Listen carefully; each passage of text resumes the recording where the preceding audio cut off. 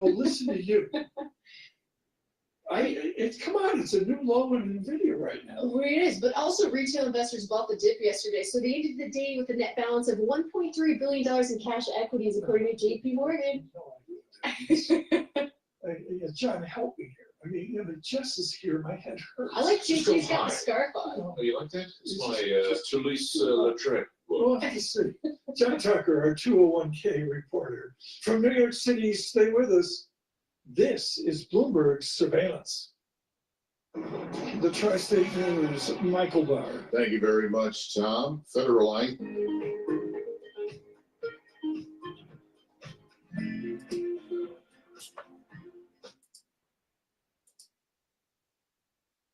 people. My aunt and uncle worked very hard for their property, for their land. My uncle lived in that house for 50 years.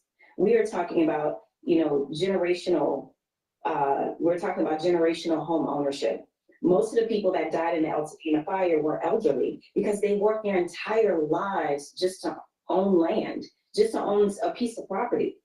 And I think it's unfortunate that the state is being held hostage for some political goal. And that is the part, if I'm being very honest with you, that upsets me more than anything, because this is not the time. This is the time for the country to actually come together and to help each other as much as possible. I'll stand down for my soapbox.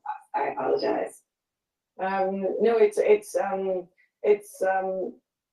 I guess it reflects the opinion of many people. I don't know if of all people of California, but I wanted to get your take, Natalie, without sharing too much about your insurance situation, just as much as you can.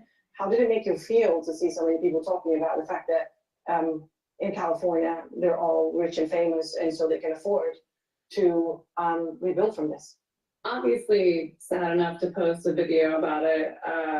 It made me really upset, the ignorance to people in California, that somehow an entire state as large as we are, all, just every single person here is affluent or living this very lavish, beautiful life that, I mean, some do, some are lucky enough to have that, and, bless them for it, but not everybody is in that category, unfortunately. And someone like myself, I'm basically living off of hopes and prayers right now. What little savings I have left, unfortunately. And I do believe that this has been way too politicized. I do not like the government's response to this. Don't like it. Don't like at all how this has been politicized. And I think one of the very interesting elements, obviously, in any crisis is the fact that people can indeed question authorities, the time of the response, how they respond, but obviously the political infighting is quite delicate because we are talking about people's lives. And one of the points picked up online was a specific program by the California Department of Corrections and Rehabilitation, where inmates help fight the fires. Some online users were quite shocked by the fact that they were working in dangerous conditions and being paid about $1 an hour. We spoke to a former inmate, Royal Ramley, who has a different take on the program. Take a look.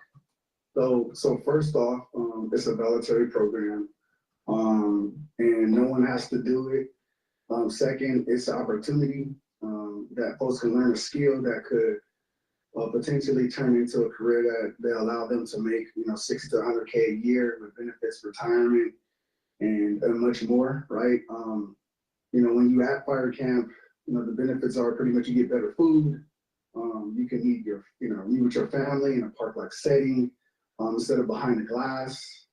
You're out there in the community, helping out instead of you being in a cell pretty much all day. And so for me, it was life-changing, like you said earlier. And it's about how we could put that training into work once men and women come home. And we need to provide a pathway to get folks a career that doesn't just help them, but it helps our community. And because fire prevention is a key, and we need more of it. Rebecca, your take on this and on the conversation around it online, but also on how this crisis will further exacerbate other. So I'm streaming on Rumble now, and I'm streaming on my website and YouTube. On YouTube, you can see the dashboard. So you can take a look at the market telemetry as we cover the news. So let me do a market update. The S&P 500 is trading at 6,009. VIX is at 18. The Euro USD is trading at 1.04. Oil is trading at $73.46 a barrel. Bitcoin ETF long is BITO, that's trading at 24.93. And the US Japanese yen is at 155.22.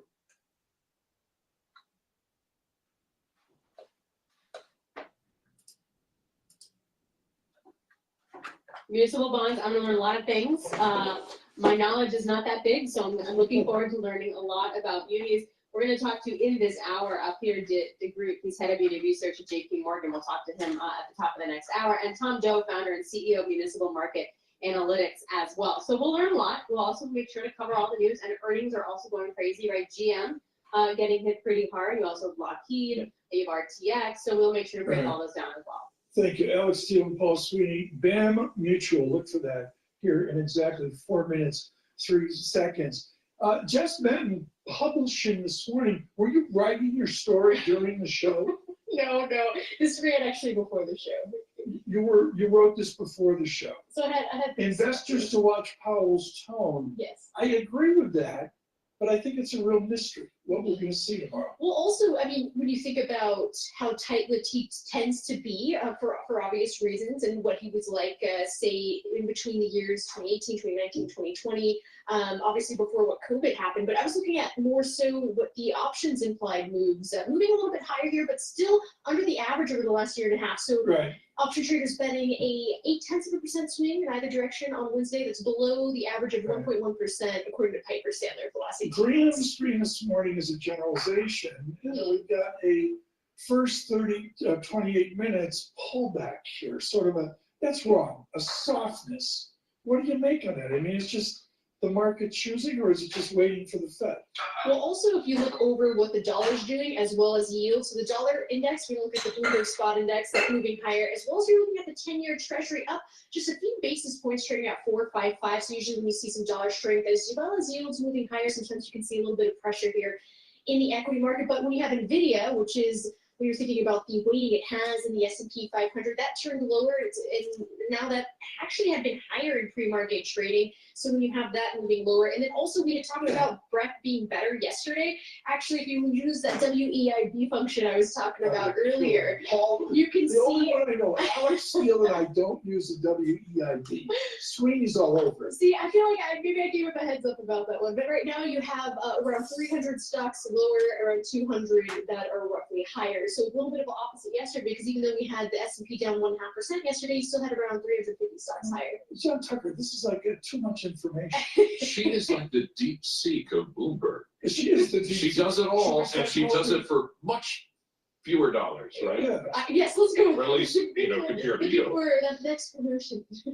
DeepSeek. I like that. Yeah, it's like AI. But hey, Okay. we got a whole team out there. You know, there's 30 of us for the U.S. Whoa, equities. wait So a there's minute. How we've got many are you? There's a machine out there, at least 30 30? of us for just U.S. equities. So there's. Are you kidding? Yeah, no, I'm not kidding at all. So there's like a bunch of these. Is out that there. through the interns?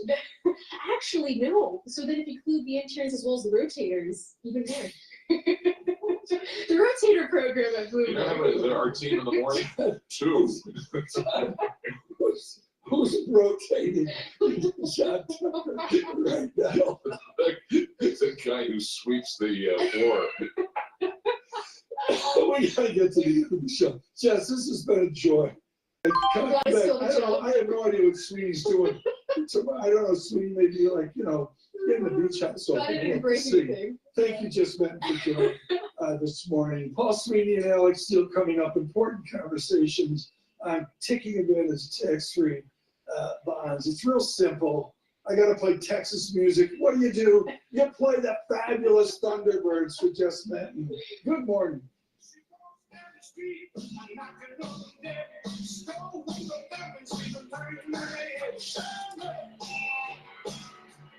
I hate it when they do that music because it sets problems with the copyright. All right, so what I just did was I set up the website feed, the YouTube feed, so you can watch the dashboard. I'm setting up the X Spaces so you can do a call in. So you can watch the live stream on Rumble, on YouTube, on my website, and you can listen in through X Spaces shortly. I'm going to be doing that. So let me continue on here. Set up the X Spaces. Immigration agents and posted video as they staged raids on undocumented immigrants suspected of criminal activity in New York City. CBS New York's Christina Fan says they made at least one arrest. You can see law enforcement officers carrying out the enforcement operation at an undisclosed location. We're told the suspect, now in custody, whom the DEA blurred in these photos, is facing charges of kidnapping, assault, and burglary. The Trump administration has just ordered a pause on federal grants and loans. CBS's Nancy Cordes. The White House appears to be calling on all agencies to impose a spending freeze on federal assistance by 5 p.m. today. Business analyst Jill Schlesinger. Because there weren't a lot of details, organizations ranging from those focused on medical research to food assistance to funding suicide hotlines have now been thrown into turmoil, trying to gauge whether or not they will be impacted. Michigan Senator Gary Peters, who led the Democrat Senate campaign efforts over the last 2 election cycles, has made a surprise announcement. He will not seek re-election. After losing the presidential race, it forces Democrats to defend a critical seat in the GOP-controlled Senate without the advantage of an incumbent. One name being bandied about, former Transportation Secretary Pete Buttigieg. CBS's Jim Krasula now with an update on a financial settlement in a disastrous train derailment in eastern Ohio. The village of East Palestine and the Norfolk Southern Railroad have announced a $22 million agreement to settle all of the village's financial claims from a 2023 train derailment near the Ohio-Pennsylvania border. The railroad has already paid the town more than $13 million to clean up toxic soil that resulted from the accident. Tech stocks slightly higher a day after China's artificial intelligence startup turned Wall Street upside down, disrupting America's plans for AI dominance. CBS's Kelly O'Grady. DeepSeek is saying that this costs less than $6 million to make. You compare that to $100 million to $1 billion for the comparable U.S. models, and it's also more energy efficient. It used just about 2,000 chips versus tens of thousands. NASDAQ up right now more than 1%. Strong profits and record profit sharing at GM. Here's WWJ's Jeff Gilbert. GM's bottom line was impacted by big costs in China. The profit sharing is based on North American earnings. And Chief Financial Officer Paul Jacobson says that means checks of up to $14,500. When we deliver results like these, everybody wins, including our employees. The S&P. All right. I just set up the X Spaces call-in, so please go to my X Spaces if you'd like to ask a question. If you just want to listen, that's fine too. Just request the mic and you can ask the questions or type in the chat. I'll try to answer. Yesterday was a big AI trading day, but in the negative because of the news of DeepSeek really shaking up the whole investment community for AI. Lots of different companies that are tied to AI, like NVIDIA, sold off a lot. So the question is it just an overreaction and they'll mean revert, or is this a downtrend in AI investment? Now, my take is that there's probably going to be, especially the NVIDIA stocks, that it probably will sell off some more before it starts to go up. We probably have seen kind of the burst of the bubble of NVIDIA. Okay, now what I'd like to do before All right, so US consumer confidence came in at 104.1, estimate was 105.7. So the US January consumer confidence index was below estimate, but it's still relatively good. Now the equity market for S&P 500 is trading at 6,027 right now. And the VIX is trading at 17.38, so we're okay. And the BITO ETF for longing Bitcoin is at 25.03. Please help support my work by purchasing the products that I offer. And not by just purchasing the products to help support the work, you're helping support your health. And these are products that I take every day that's part of my health protocol to boost up my immune system, help the different systems of my body, right? So I've been doing this for a long time. I've been taking supplements and, you know, having this concept of, you know, health and wellness since I was 16 years old. I'm a lot older than 16 now. Some people think I look like I'm 16, but I think that's, you know, going overboard. But the thing is, I've been doing this for a long time, and over time, over the decades, different products, different ways to stack, and looking at it the holistic approach way really can boost up your energy levels and slow down the aging process and help with your immune system. So when you have a good immune system and a healthy bodily system, then you're just going to have more vitality. And if something happens, if you're exposed to something or you contract something, or perhaps, you know, you might, you know, develop cancer or something, if you have a strong immune system, it's going to be better than having a weakened immune system. If you look at people that have weakened immune systems, even if they're younger, people that have weakened immune systems can't fight disease as well. So please go to my store and take a look at some of the great products that I offer. Now, one great product that I offer to help with your skin and your bones and your joints, your hair, your nails, your muscles is collagen. This is a powder. This is a month's supply. You get a big scooper and you mix it with filtered water. Some people mix it with milk. Some mix it in a smoothie. I mix it with hummus, so a soft food, you know, like yogurt or hummus or whatever. And the amino acid profile is pretty impressive.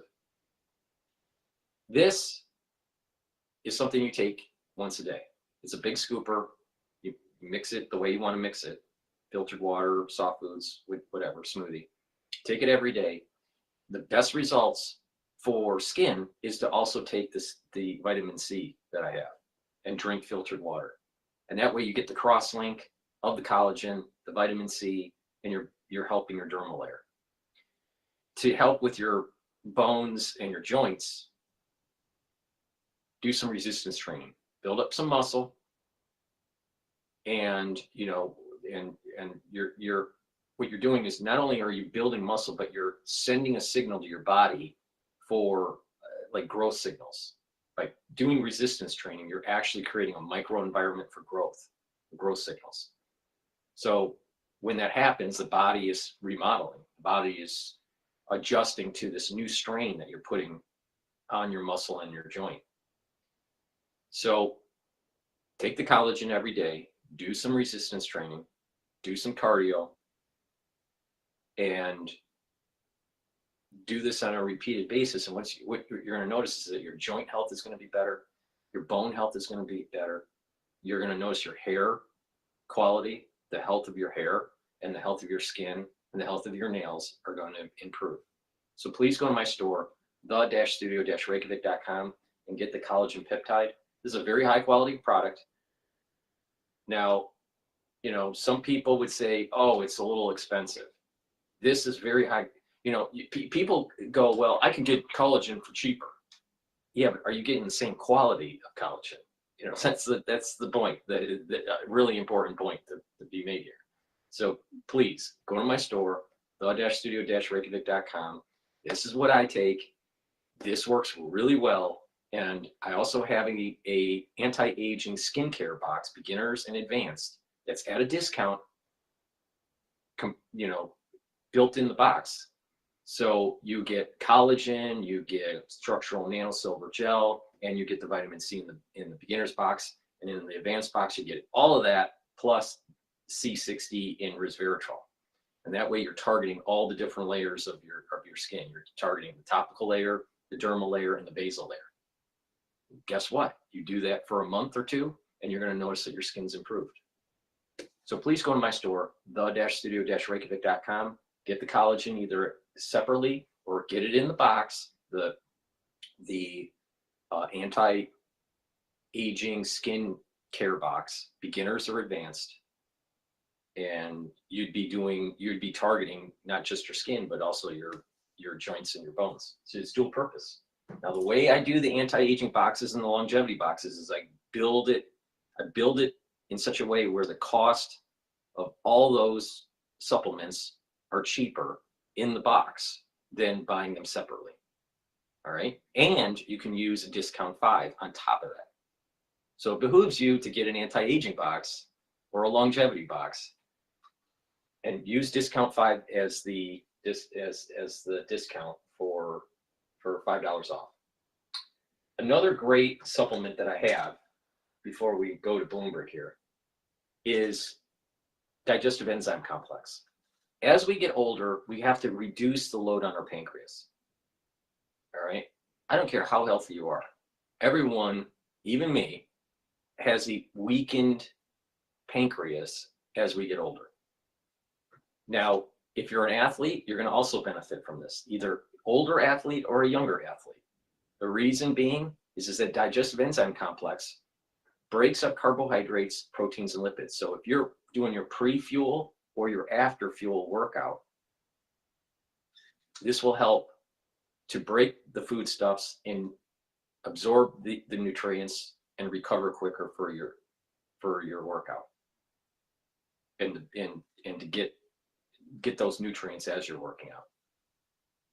If you're older and you're not an athlete, you'd benefit from digestive enzyme complex because you're reducing the load on the pancreas.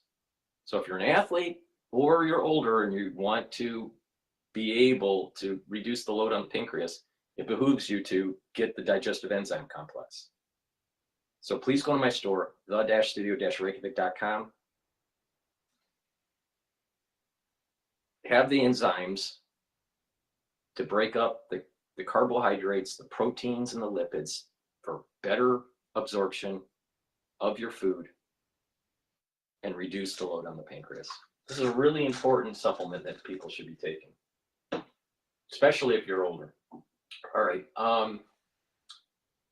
let's go back to Bloomberg. Right now, Al Jazeera is streaming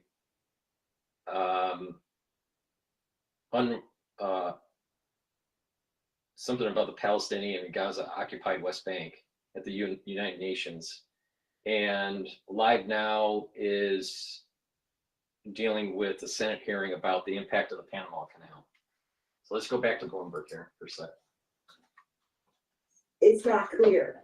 The tariff power has not been used in that way before, so we haven't seen that sort of exact precedent. But when he talks about sector-specific tariffs, we have seen tariffs used before in that way, and they have been universally upheld. So it's you don't know if it's a negotiation tactic or if he genuinely intends to oppose them. Holly, what kind of support, I guess, within just broader Washington, broader trade community in Washington is there for tariffs, whether they be kind of surgical or more broad? Well, it could be either. So I just got a text. I just got a text message on the feed that's with YouTube by Tara. If you could type in what HR 238 basically is, she's making the statement that it's going to change medicine in the long term, but I'm not familiar with the HR 238 bill. Address countries not abiding by trade agreements. We've seen this happen in 2018 when he did this on China and imposed tariffs on $370 billion worth of goods from China, and they were sweeping tariffs, all kinds, thousands of goods. So it could be something like that. Nixon used one statute to impose a tariff of 10% on all durable goods in 1970. So that was sort of a broad, the closest thing we have to a universal tariff, and that was upheld by the courts. So it could be either, that the statute gives them authority to do either, but it's just, will this specific tariff be upheld when the courts look at it, and that, it depends. But I will say that courts have been very reluctant to overstep the tariff authority of the president. We found no case in which a tariff was struck down that was a firm non-appeal. So every tariff essentially was upheld by the courts. So talk to us about some specific sectors, Holly, that you guys are looking at when it comes to these tariffs. Well, for example, he's imposed tariffs on steel and aluminum. I think that's likely to happen again. We've been looking at the auto sector because he's threatened to impose tariffs on autos from Mexico and electric vehicles, for example, perhaps in China. So, and it affects like so many different industries. So we've looked at,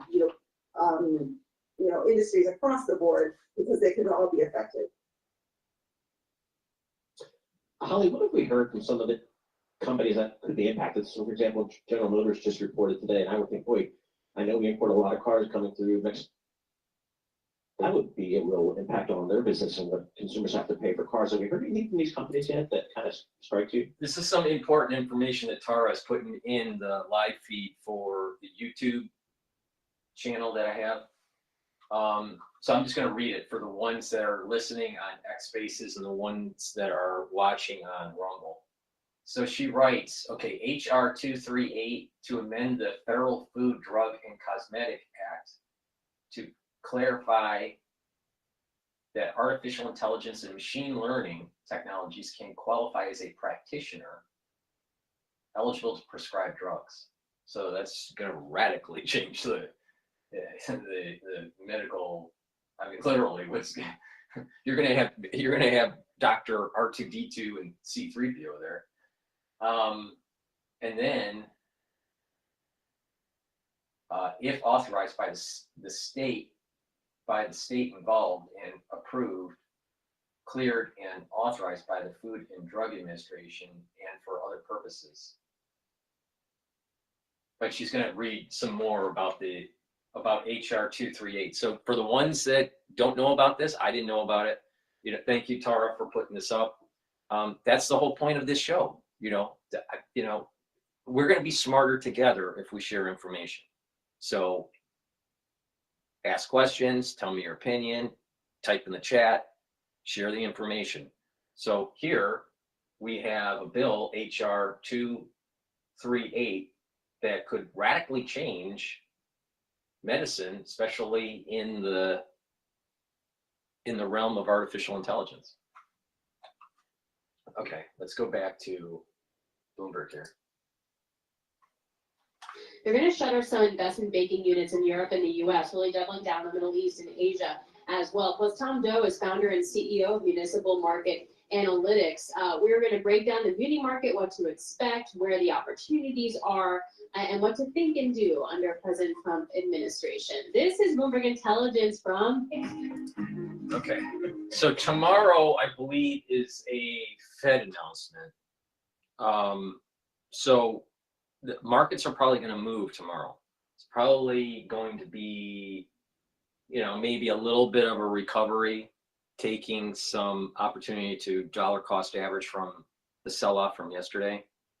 But if you're more of a investor, then taking the opportunity to buy the dip probably makes sense. If you're more of a trader, you probably want to stay out of the market today. Don't change your positions too much. Have some powder dry for the activity for tomorrow, because I suspect what they have to say will move markets. Now, exactly what they'll say, I don't know. Are they going to signal that they're going to do a rate cut?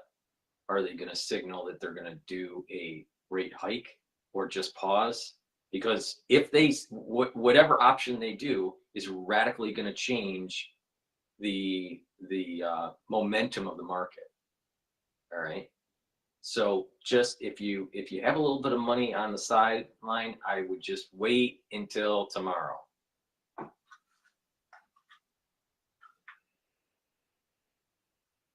All right. I think Live Now is broadcasting. Let's drop into Live Now and see what's happening here. This is the Senate hearing, I think. Senator Ted Cruz, as well as the Senate committee, is discussing the roles of the Panama Canal as it regards to the United States' economy and national security. Let's turn up the sound and listen in. Peace management and Panama government's policies affecting maritime operations. Since 2015, Chinese companies have increased their presence and influence throughout Panama. Panama became a member of the Belt and Roads Initiative and ended its diplomatic relations with Taiwan. Chinese companies have been able to pursue billions of dollars in development contracts in Panama, many of which were projects directly on or adjacent to the Panama Canal. Many were no-bid contracts, labor laws were waived, and the Panamanian people are still waiting to see how they've been benefited. It is all more concerning that many of these companies are state-owned, and in some cases even designated as linked to the People's Liberation Army. We must address the significant growing presence and influence of China throughout the Americas and in Panama specifically. American companies should play a leading role in enhancing the canal's infrastructure. By supporting U.S. firms, we reduce reliance on Chinese contractors and promote fair competition. Additionally, confirming a U.S. ambassador in Panama is critical to advancing our national and economic interests. The FMC will continue to monitor the canal's pricing practices and consider broad reviews of Panama's maritime sector. Yes, FMC has the authority to impose significant remedies, including fines and restrictions on Panamanian flagged vessels entering U.S. ports. In closing, the Panama Canal is vital to our economy, with over 75% of its traffic bound for our ports. Safeguarding the ACP's independence and addressing the challenges posed by the broader government are essential to maintaining U.S. competitiveness in the global economy. I look forward to your question. Thank you, Chairman. Our next witness is Commissioner Daniel Maffei of the Federal Maritime Commission. He was also in Panama with Chairman Sola. Mr. Maffei, I look forward to your opening statement. Thank you very much, I'm dropping back into Bloomberg here. 24. You can trade your prediction with IBKR Forecast Trader. The yes was recently at 35%.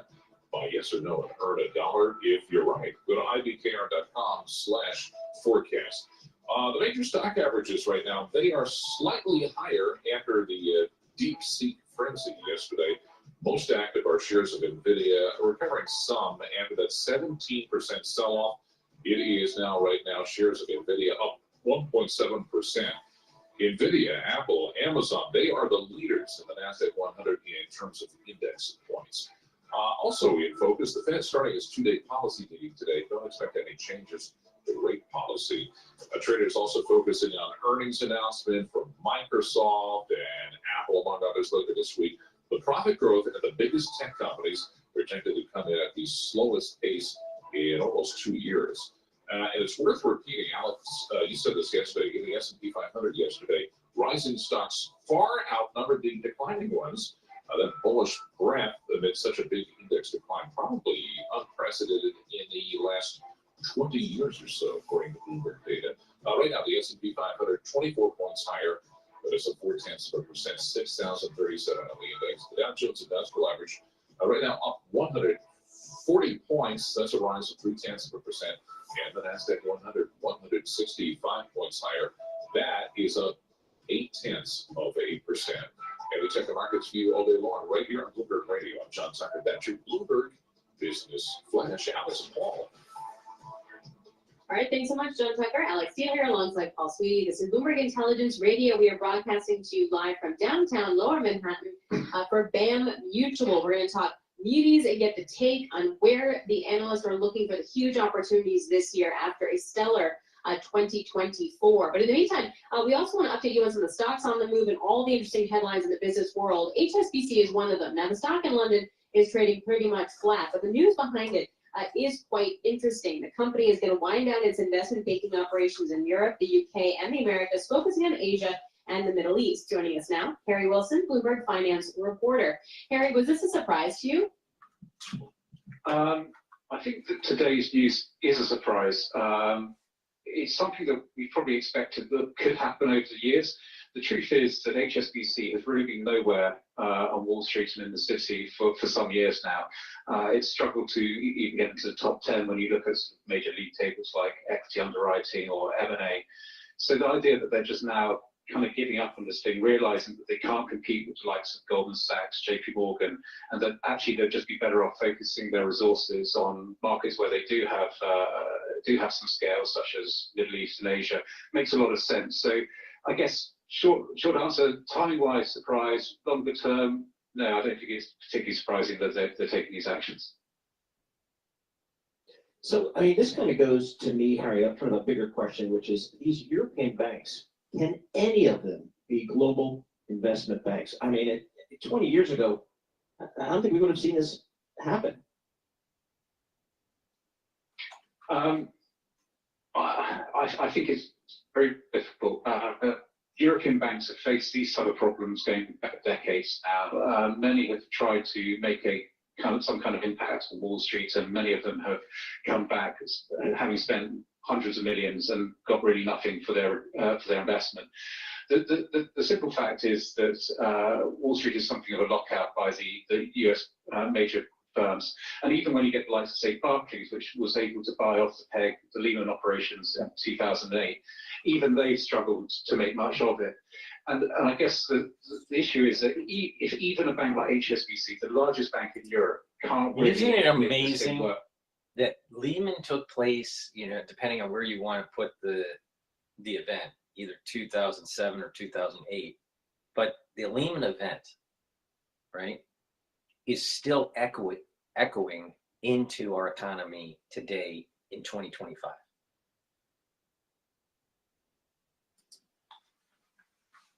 You've got a lot of money in the Middle East. Every day we see headlines about a Middle East hedge fund being involved in some deal or another. So these are good places to be a big bank. The question really is if you don't have the operations, say, on Wall Street, in the City of London, continental Europe, how meaningful can you be to those types of clients in Asia and the Middle East when they want to do stuff around the world? It's all very well obviously saying, we're very big in Middle East and Asia, we'll service you there. But when it comes to being able to offer some kind of global perspective, maybe being somewhat lacking there. And I think that's going to be the area that's going to be interesting to watch here, is whether HSBC, if it doesn't have the stuff around the world and is purely focused on Asia and Middle East, whether that is still a good proposition to its clients that in those regions that maybe want a more worldwide global network offering. All right, Harry, thanks so much for joining us. Really appreciate it. Harry Wilson, Bloomberg News, talking to us about HSBC stepping back some of its investing banking activities around the world. Let's get back to the municipal market. We are at BAM Mutual offices down in Lower Manhattan, Build American Mutual, talking about the municipal bond industry. Tom Doe of Municipal Markets Analytics. Municipal bond market, it's an active market. Talk to us about 2024 in terms of... All right, I'm going to go into Al Jazeera talking about the ceasefire here. Today in a position to help this returning population? I mean, quite frankly, we, like any other aid organization, and we are on the smaller side, we do what we can with the resources, that we have. We also have to keep in mind that every single person working in the humanitarian sector in Gaza, the vast majority of which are Gazans themselves, so living the displacement, living the very same hardships are absolutely exhausted. We need to actually not just be able to scale up what's coming in, but also be able to scale up staff-wise so that we can, provide for the population. And then there's other aspects of all of this that perhaps many people aren't aware of. A lot of trucks were destroyed. A lot of trucks after 15 months, for example, are breaking down. They need spare parts. So we need to be able to bring in spare parts. Generators aren't functioning anymore. We need to be able to bring in parts for the generators. One of the main clean water lines that runs from Israel into Gaza was blown up, damaged in the few days before the ceasefire. That's in an area that's still considered a red zone. That's going to require a level of collaboration to be able to repair. And so the situation to be able to actually provide for the population extends so far beyond just allowing hundreds of trucks in. The mechanisms for moving all of that around, given the lack of vehicles, the lack of capacity to maintain and upkeep vehicles inside Gaza, is absolutely enormous. There's still big shortages when it comes to fuel because you need to be able to run the hospitals, the generators that are currently functioning, for the trucks themselves. And so on the one hand, we are seeing some positive signs, but on the other hand, there is so much more that has to be done. And I think it's very important to highlight that just because, trucks are getting in, that doesn't mean that more shouldn't be getting in at this stage. Additionally, we do need to be able to scale up our staff. And there's one more thing that I want to point out that's actually very important and that hasn't been a big part of the conversation: medical evacuations out of Gaza. There are already too many children and other civilians who have died due to either treatable illnesses or injuries that could have been or did not need to be life-threatening, or infections. Those medical evacuations need to start as soon as possible. They need to have started ages ago. It's not too late right now today to save some of the children who quite literally are going to lose life or limb if they don't get out of Gaza. Indeed, very important to point that out. Ara, thank you very much for joining us. Huge challenges, no doubt, remain in Gaza. Ara Damon from Inara joining us today live from Brussels. Thank you for your time. All right, I'm going to go to CNN talking about the North Korean soldiers that fell. I'm assuming they're talking about the Ukrainian war. Dreaming of your business class for less? Business-class.com has you covered. Tell us your travel needs, and our agents available 24/7. Russian troops unleashed a barrage of strikes across Ukraine overnight, leaving multiple people wounded. In Kharkiv, crews worked to put out the flames after one attack lit private businesses on fire. Officials say at least 2 people were wounded in debris when it fell from a Russian drone used during the strike. And in the Black Sea port of Odessa, officials say a Russian drone attack left at least 4 people wounded and damaged several buildings. CNN has gained rare insight into the world of the North Korean troops fighting for Russia in its war against Ukraine. Kyiv Special Forces say the soldiers from Pyongyang are using brutal, near suicidal tactics on the battlefield. Nick Payton-Walsh sent this report from Sumy in Ukraine, and we warn you there are graphic images throughout. These are the first images on the ground of the capture of North Korean troops by Ukraine. The soldier is injured, can hardly walk, but they spirit him away. Russian shelling intensifies to prevent capture. A wild prize pulled through their wires here from brutal fighting in Russia's Kursk region against a radicalized, near suicidal enemy, but one who'd never seen drones in war before. Special operations forces who fought them told us. Всі вони молоді, свіжі, витривалі. Але знову ж таки підготовлені до реалій війни, в найкращому випадку 1980 року. Незважаючи на ті всі намагання закликати їх здатися в полон, вони будуть продовжувати йти в бій. There's a unique challenge here. Ukraine wants to take captives, but the North Koreans seem to prefer to die. They shoot one here in caution. In the distressing images that follow, they pull one injured Korean's leg, then realize he has a grenade. He detonates under his chin.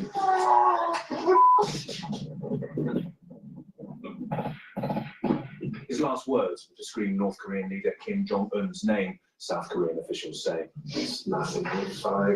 We meet the Ukrainians who show us the faked Russian military papers he was carrying, suggesting he was from Russia's Far East, and his military radio codes. Another paper, handwritten pledges of brainwashed courage. 미지와 괴뢰 쓰레기들에게 죽음의 철출을 내릴 날은 머지 않았다. 우리는 그들을 벌벌 떨게 하는 강력한 힘을 휘두른다. 세계여 지켜보라. These notes from a soldier killed really a snapshot of the mindset inside the Hermit Kingdom. Declarations of loyalty, even tactics on how to fight Ukrainian drones, and also the suggestion that their presence here is about helping North Korea prepare for war. It's a remarkable insight, but also a reminder of how this biggest land war in Europe since the 40s is becoming more global. But also a glimpse of the fear they live under, how they inform on each other. Notes from an officer writing a critique of his fellow soldiers. 그는 물자를 훔치는 상상할 수 없을 정도의 불명예스러운 행위를 저질렀다. 그는 최고 사령관의 존엄을 지키지 못했고 개인의 이익을 최우선시했다. Ukrainians filmed themselves taking DNA samples from the dead, which they say proved these were Korean. Ukraine says up to a third of the 12,000 here are already dead or injured, and more are coming. Amur shows us the newish AK-12 rifle and backpack Russia gave the North Koreans. They are overladen with ammo, he says, but sometimes no body armor or warm clothes and minimal water. Известный случай, бойцы с Северной Кореи бежали просто без броников, часто не носят каски, что тоже для нас оказалось странным. Они типа очень маневренные и очень быстрые. Они очень быстро бегают, перемещаются, но их сложно стоить, тем более дроном. This thermal drone video shows that speed of attack.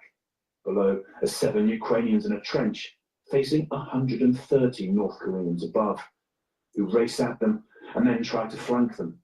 Many died here, but they seem to be learning. Тобто у них там є, ми бачили схема, як діяти у випадку, коли їх буде, скажімо так, атакувати дрон. Тобто це одна людина, яка приймає удар на себе, 2 або 3 інші людини, вони стоять збоку і безпосередньо вже стріляють. Тут варто відмітити, що дійсно стріляють вони досить добре. Це говорить про те, що вони готувалися. Ready to die. Everybody checked for grenades, but not ready for this modern warfare. On a training mission, many won't survive for a future war, not even Glim. All right, Schumer is talking at the podium, speaking about the pardons for January 6th. Before we change to a new video, please help support my work by following my protocol. Get the supplements I have on my store, the-studio-reykjavik.com. Use discount 5, all caps, discount 5, you get $5 off. Probiotics, really important. I have 2 versions of it. You can get it in the veggie cap or in the powdered form. I take the powdered form because I mix it with my food during my lunchtime with the other powders that I take. In addition, taking a good probiotic is really important. Why? It'll allow you to absorb your nutrients better. You'll get better absorption. Your metabolism will improve. You'll bring down inflammation in your gut. Your liver will function better. The communication between your gut and your liver will improve.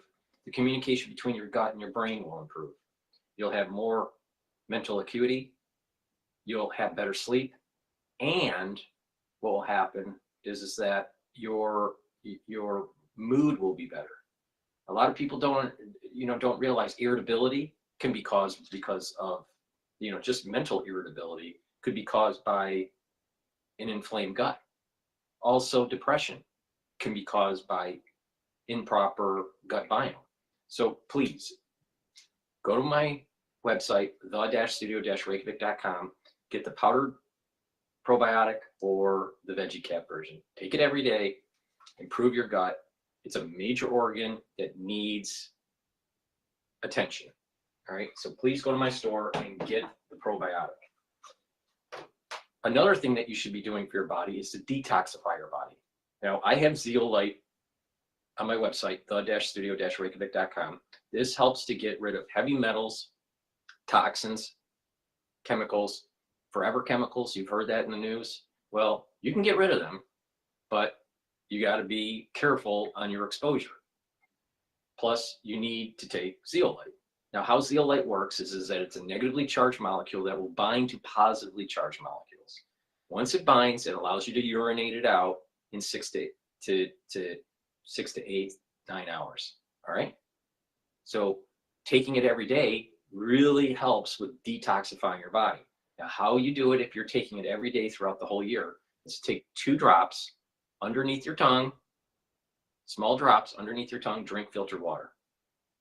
If you're taking it as a protocol and you're doing a detox for, once or twice a year, then the way you do it is just take 4 or 5 small drops underneath your tongue, drink the filtered water, and then do that each day until the bottle's done, and do that protocol once or twice a year. Please go to my store, the-studio-reykjavik.com, get the zeolite, get the heavy metals, toxins, chemicals, the forever chemicals out of your body. But it's really important to also make sure your water's filtered. I use 0 water filtration system, the 5-layer filtration system. Stop eating processed foods. Try to eliminate those types of foods. Eat higher quality foods, and make sure that your environment is clean from different types of chemicals. A lot of cleaning supplies have chemicals that disrupt your endocrine system and your immune system. Try to use more natural cleaning agents. Some people store paint and other chemicals in their basement or in their garage. You're breathing that in over the year. That disrupts you. The things that people spray on their lawns disrupt the endocrine system and your immune system. So be mindful of that and try to reduce that exposure. And then with a better lifestyle, take the zeolite, and whatever exposure you do have in your body, you can get out. So please go to my store, the-studio-reykjavik.com, and get the zeolite.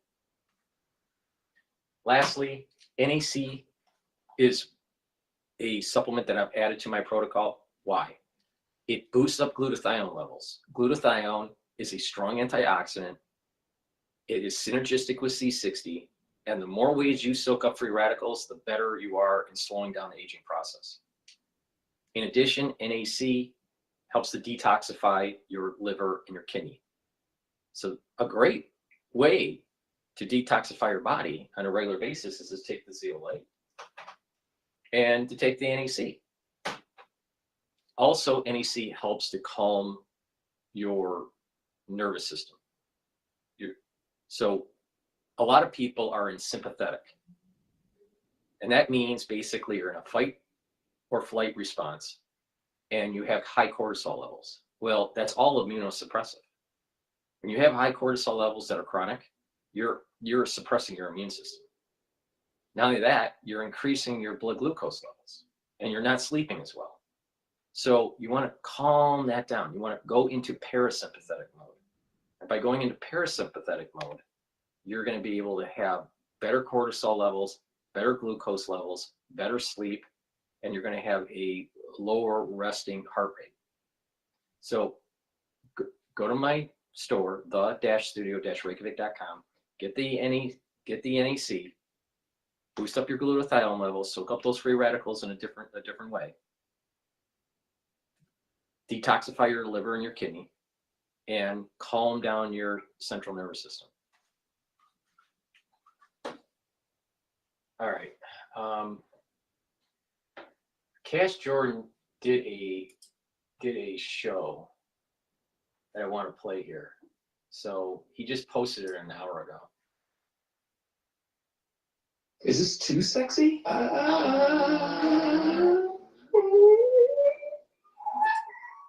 I'll take it. It's the ouch factor. Officials believe that the pointy panels will hurt people attempting to grab onto them to lift themselves over the turnstile without pain. The MTA began installing metal spikes like these on the turnstile handrails. So New York City is making some changes to its subway system to try and rein in the rampant lawlessness and disorder taking place down here, and there will now be a big push to keep non-paying riders out of the subway with controversial new devices like these spiked barriers, which will go hand in hand with the involuntary commitment of those who are unable to care for themselves and may pose a danger to others. And although there's debate over how well these barriers are actually going to work, they're just one of the ways in which New York is trying to homeless-proof its subways. You know what they say, if there's a will, there's a way, and some people will try just about anything to avoid paying that fare. You know, they can put on gloves to prevent those spikes from hitting their hands, wiggle through a loose space. You know, you just have to use your imagination, and that's why others believe this is just a waste of time and money.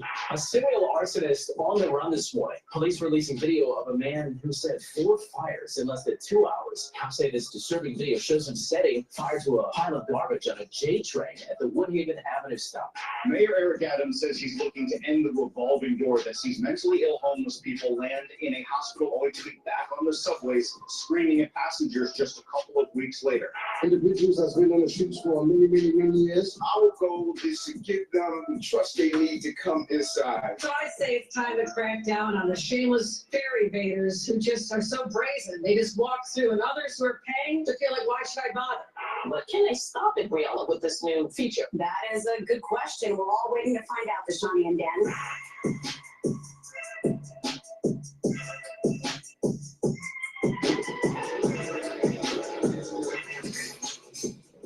Man, these things are pretty sharp. And if you take your hand and you grab this thing and try to brace yourself in order to jump over this thing, it's gonna leave a mark. In fact, I've got a couple souvenirs from this thing right here. But it looks like athletic fare evaders and criminals are having no problem getting around these things, which must mean the only person this is gonna discourage from entering the subway is somebody who's disabled or physically unfit. But what most people don't know is this is only one type of anti-homeless architecture being built into New York City's subways. And it certainly isn't the only row of spikes you'll see at some of our modernized subway terminals, some of which also come with benches where you can sit but not relax. And in other stations, all the seating's been removed just to make sure nobody does anything except stand around and wait for the train. The city's also working on installing the brightest lights they can get their hands on to discourage people from taking a nap.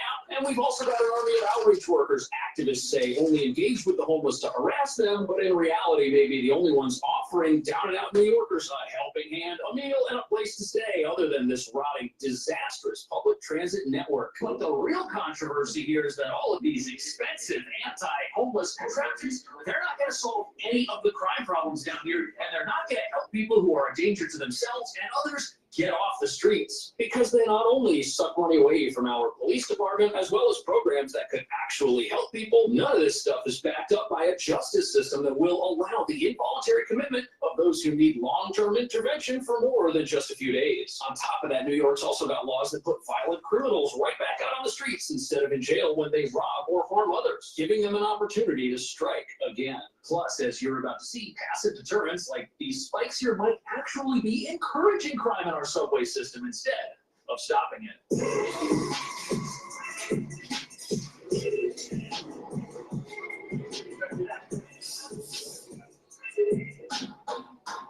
So it should be pretty obvious that these new barriers, they're not at all about stopping fare evasion. People are fare evading right here while I'm filming this video. They don't care.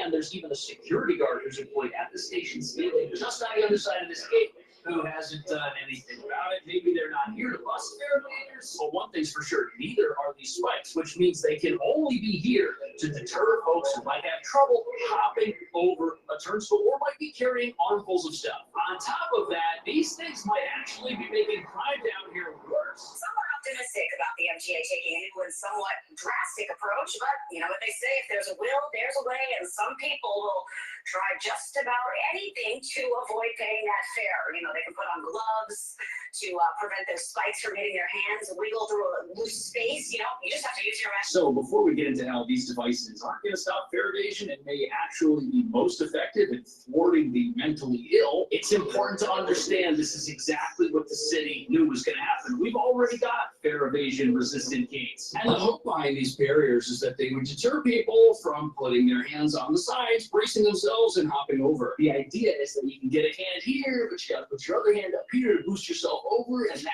body weight is going to put a lot of force on these spikes, and it's going to hurt, and you're not going to do it. But as the news pointed out, when there's a will, there's a way, and these gates can be easily defeated by people who either like pain or wear gloves or are just tall enough to hop over, as we've already seen. And they also do absolutely nothing to stop somebody from crawling underneath the gates, which happens all the time. But aside from giving us comical footage of former intramural athletes jumping these things, their mere presence here isn't just failing to deter crime, it's actually encouraging it, as the installation of evasion-resistant barriers can only be justified by the redeployment of our short-staffed police to other areas of the subway, which means that wherever you have these barriers, you have less police officers, because fare evasion's not supposed to be a problem here anymore. Only it is. But there's something very strange about these, because the city has a similar type of barrier that's been installed in other stations, just without the spikes on top, which don't work. I've filmed people jumping over those, no problem, which means they knew that these weren't going to work, which means that these aren't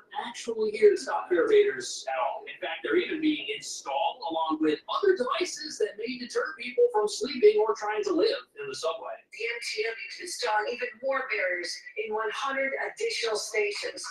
Also, bright LED lighting in every station by the end of the year. And the shameless toll evaders, fare evaders, will finally be stopped. So we're not just getting the barriers, we're getting them in conjunction. Now, you know that in Batman, the comic book, Gotham is dark and gloomy. So we have a governor that wants to make the subway system in Gotham bright and shiny. That's not going to stop it. You know, the problem is you got to round up the criminals and depending on what the crime is, either ticket them or jail them. With super bright LED lighting to replace these fluorescent lights. Now, let's be honest, new lights, that might make it feel safer down here, but it's certainly not going to discourage somebody from hopping over one of these gates or from robbing someone if they didn't get away with it. But if someone's living on the streets and trying to live in the subway because they are unable to care for themselves and need mental health services, bright lighting down here makes that more difficult. And while it's commendable that city leaders are finally realizing that it's bad for everybody in the subway if there are people down here who are a danger to themselves and others, spiked barriers and bright lights aren't a real solution to any of the problems we're facing down here. Because as we've already seen, not everybody who's down here or who is unhoused has a shopping cart or is here's the problem. unable to get. One big problem in New York is that it's the morality of the citizens. The morality is really low. So you have lots of people that are stealing. This is a form of stealing. Now, there's an added issue with the fare evaders, and that is the fee for the MTA is getting too expensive for people, for certain groups of people. It's getting to the point where they don't have the money to use the train.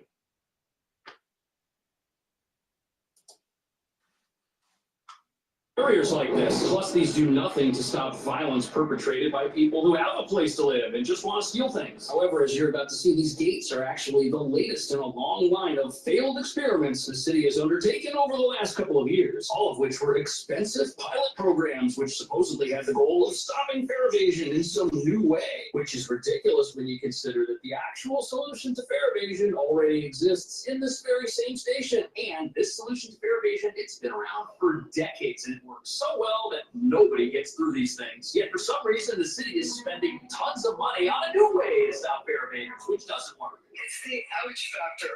Officials believe that the pointy panels will hurt people attempting to grab onto them to lift themselves over the turnstile without paying. So I say it's time to crack down on the shameless fare evaders who just are so brazen. So this news report is talking about this station. Those are the spike barriers right there, but right over here, we have a fully rotating evasion-proof gate that you cannot jump over or crawl under. Look, this doesn't move. If you don't pay, there is no way you are going to get through this thing and get. Hi, Eric. I know. It's now good for a catch-up on your plan. Yes, that was great. You are going to get through this problem thing with the turn. the problem with this turning door issue with the bars is that the throughput is low. So in stations that have especially during rush hour, a lot of throughput. It's just not efficient.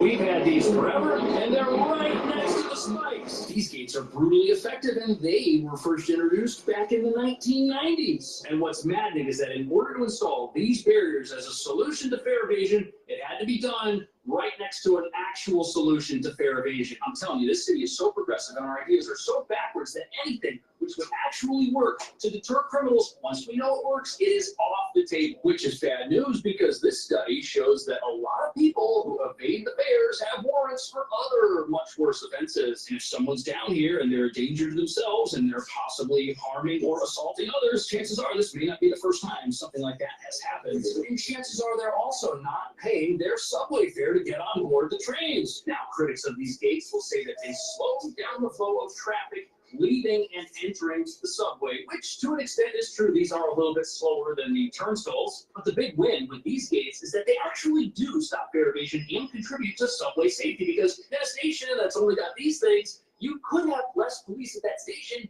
because less people could just get on the train and do whatever they want. In fact, if you look at how the city stations police in its subways, you'll notice that they're always stationed at entrances that have turnstiles. You'll never see a whole bunch of police patrolling an entrance that is just equipped with these old school gates. That's not necessary. And less police patrolling the entrances of our subway would mean there would be more police to ride the trains and keep New Yorkers safe. And as safety goes up in the subway, more people are going to want to ride the subway, and then it'll generate more money, and then there will be more money for aid workers to help get people off the streets who don't even know they need help to begin with, which is something spikes in or around the subway will never hope to fix.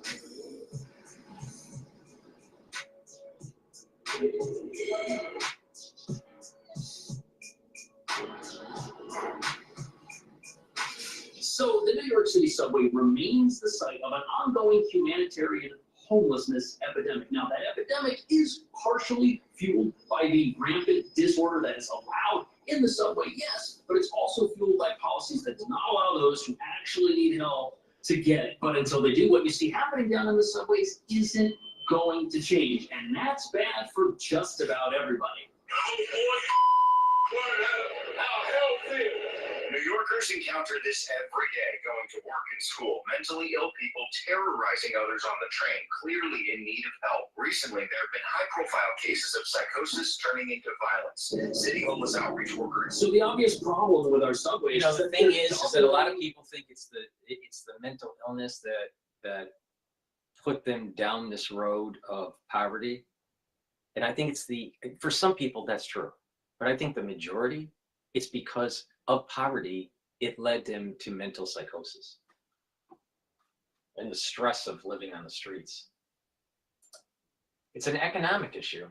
So residents for people who are not able to take care of themselves. And for years, the city has just been allowing that to happen, not helping people who are down and out when they need it. And leaving someone in a tough state is the opposite of compassion. Something should be done, especially when you've got people in our subway who have been down here for years, unable to shower, who struggle to get meals, and may have health conditions that either disable or imperil them. On top of that, they might be using items that are definitely making their predicament worse. But the issue is that our laws do not allow them to get any meaningful help. And this opinion piece rightly criticizes New York's progressive mentality when it comes to helping the mentally ill, because for a long time, that mentality has been to leave people to their own devices, because after all, they're in a public space. And if someone wants to be a danger to themselves or others, what right do privileged normies with jobs and a family have to complain about it? And how dare they say that the presence of an unstable person acting erratically makes them feel unsafe? But now it seems people are finally getting on board with the idea that that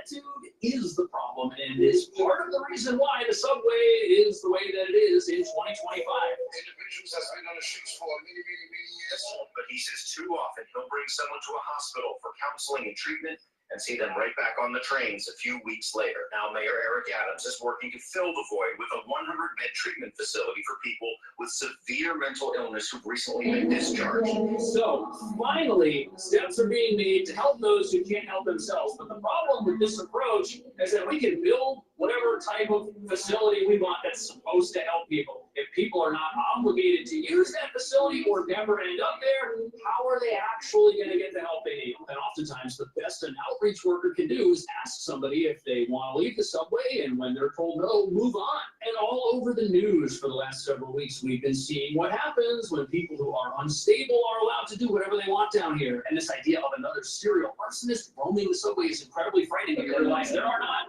fire extinguishers down here, and there's not like an FDNY firehouse down here either. There's not. And this is just another example of somebody who probably should be somewhere else, even if they don't want to go, so that they're not injuring folks down here. But now people are starting to realize that rules that release people after a very short stint in a treatment facility aren't going to do anything to help those who need a lot of help on a long-term basis. But in response to the recent unrest underground, it's police officers, not mental health workers, who will be surged into the subways overnight. We asked if the deployments would include additional social workers and medical professionals. So is that going to be part of the overnight surge? No. Having an outreach worker partnering with each police officer is not realistic. The mayor says officers will need to do. So New York City's in a tough spot. Riders are terrified of the subway, and they should be. If you come down here and you got your noise canceling headphones on and you're not paying attention and you don't have a care in the world, that attitude could put you at risk. And the police won't be down here to arrest the homeless. Instead, they'll tell people who are lounging about to move along, as that's a violation of MTA rules. And they'll have the ability to contact outreach teams if they meet somebody who's in dire need of assistance, can't walk, or is suffering in some way. And to be honest with you, this new plan of having officers. Now, I'm all about synchronicity and juxtaposition. So CNN just posted an article, right? And I get it through my notifications. The doomsday clock reveals how close humanity may be to total annihilation. Back to Gotham.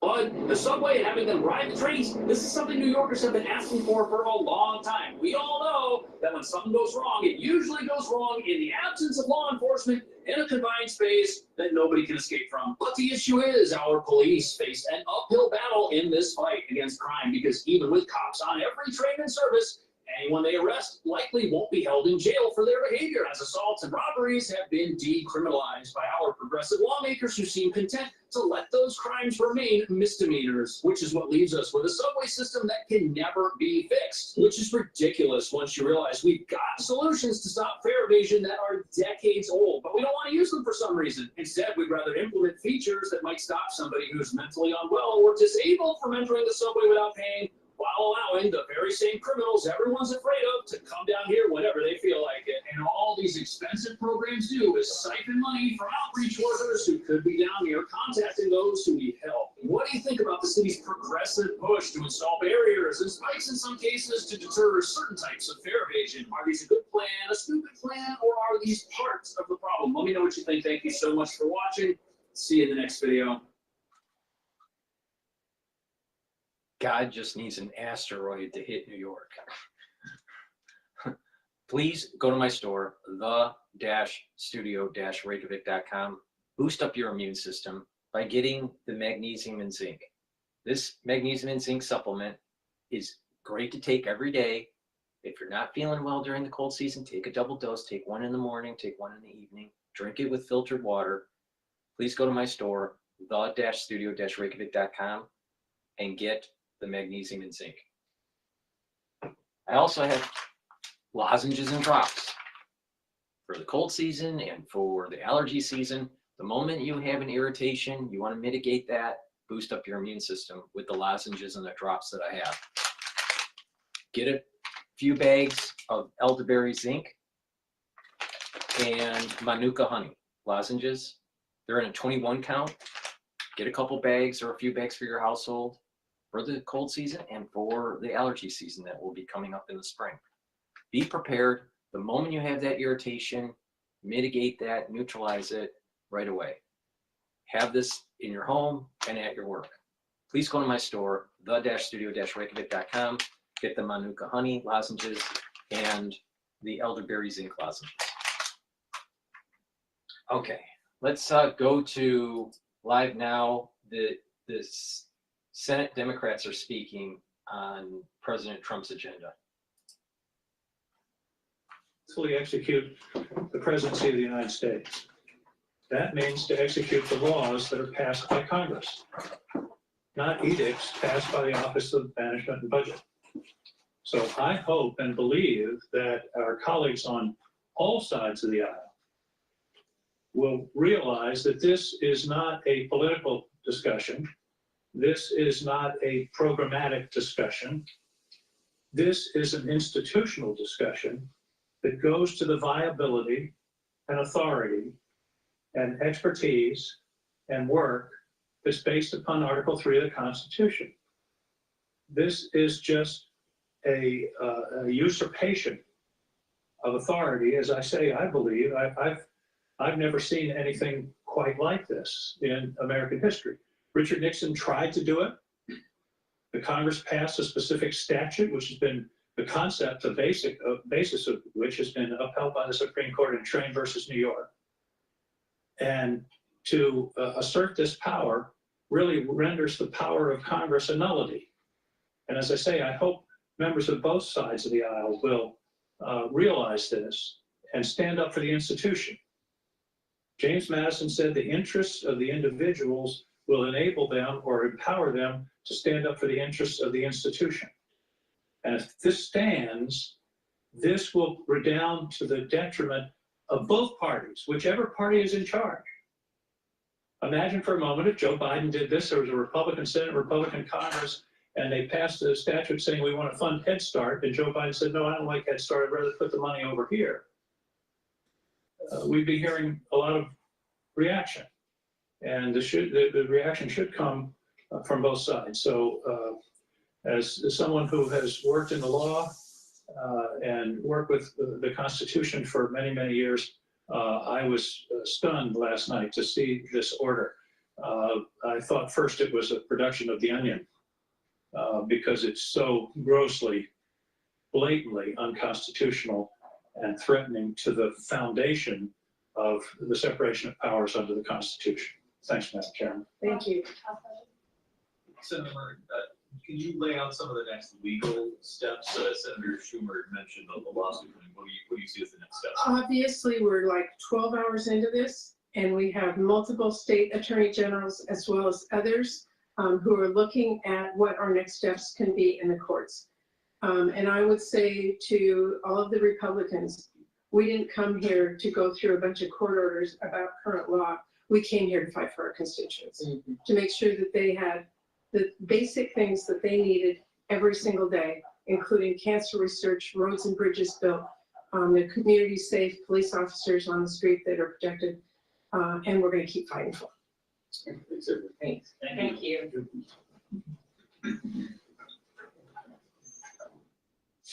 And we were just listening in there as the Senate Democrats were speaking on President Donald Trump's agenda. Now, this was presented to us that they would be speaking on President Donald Trump's pardons to 1,500 January 6th Capitol rioters, but it does appear that they were speaking more about the first week of President Trump's term.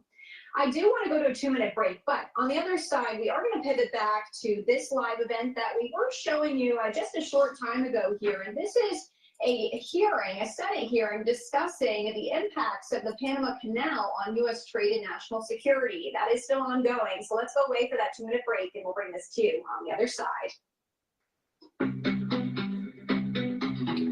All right, I want to go to CNN about this freezing of financial assistance. White House orders freeze on all federal financial assistance. Whatever that means. Hey, I'm Stephen Kars, co-founder of Hangpops. Zero makes it super easy to stay on top of your cash flow. It sometimes answers questions that you don't know that you should be asking, and it puts the right information in front of you at the right time.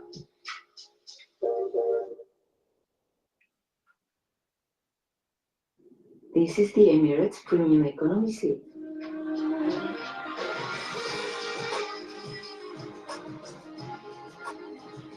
Economy. Perhaps they need to call it something else. breaking this morning, this sweeping, unprecedented order that puts a pause to all federal grants and loans at 5 p.m. today. This could be trillions of dollars. Federal grants and loans. Programs and people in the United States and around the world, things like disaster aid, aid for medical charities, food assistance programs. This all came in a 2-page memo that kind of lacks clarity on exactly how this should be implemented. It has also sparked new debates about constitutionality. A lot of questions here. Let's get right to the White House for CNN's Elena Train, who I know has been digging on this. Elena.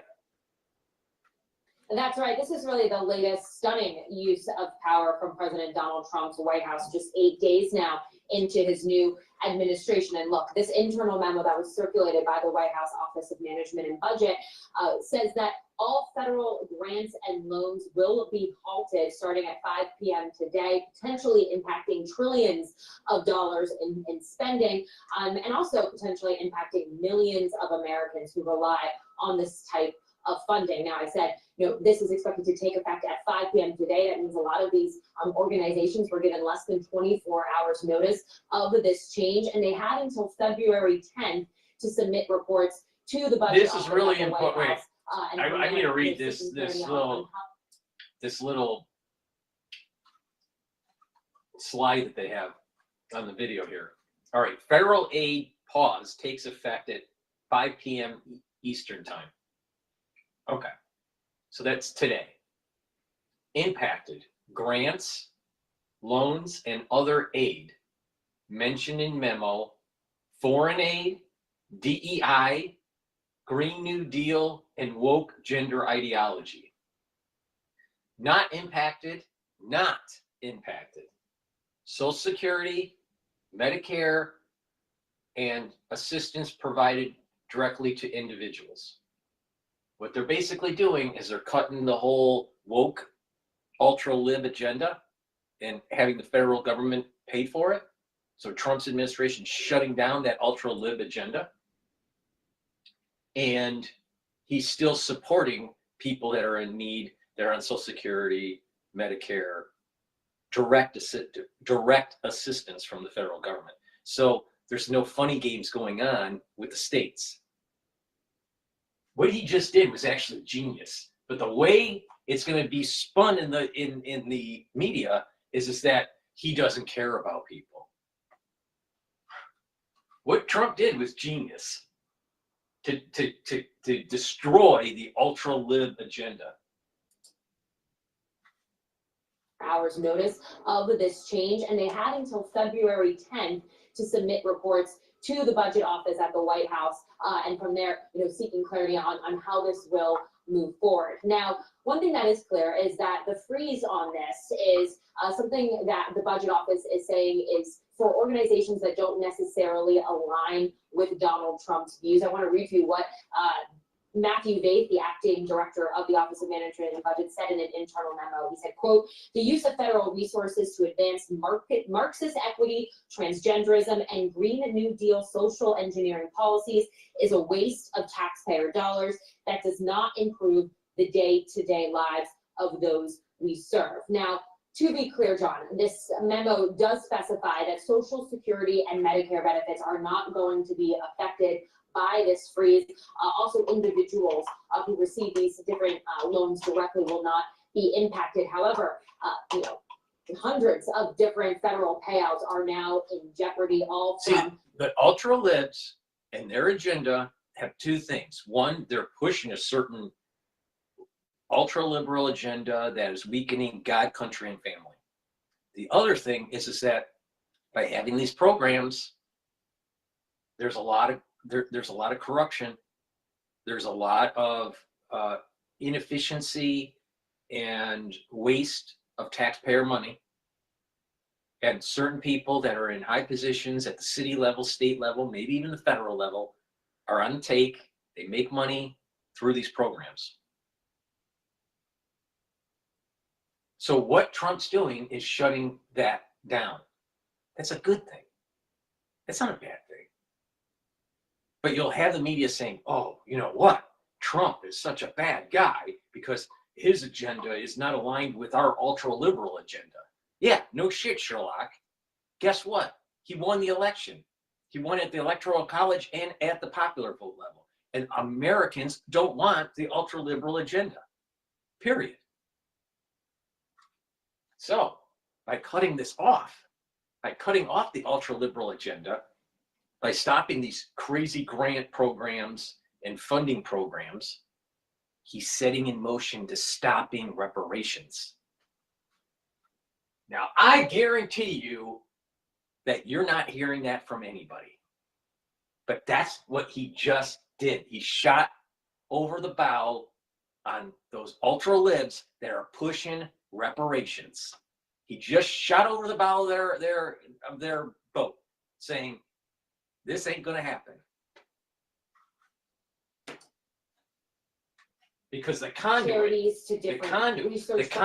to start the reparations was to, keep on pushing this ultra-liberal agenda and the funding mechanism, giving special provisions for home ownership, giving special provisions of school assistance and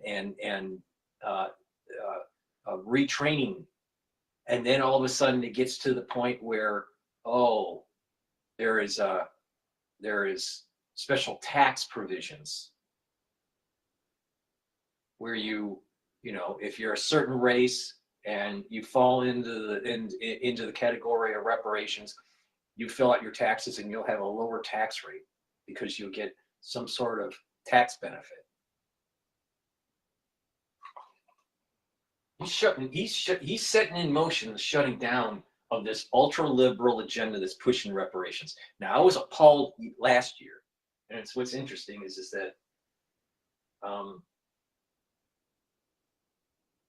Black History Month, I think, is coming up.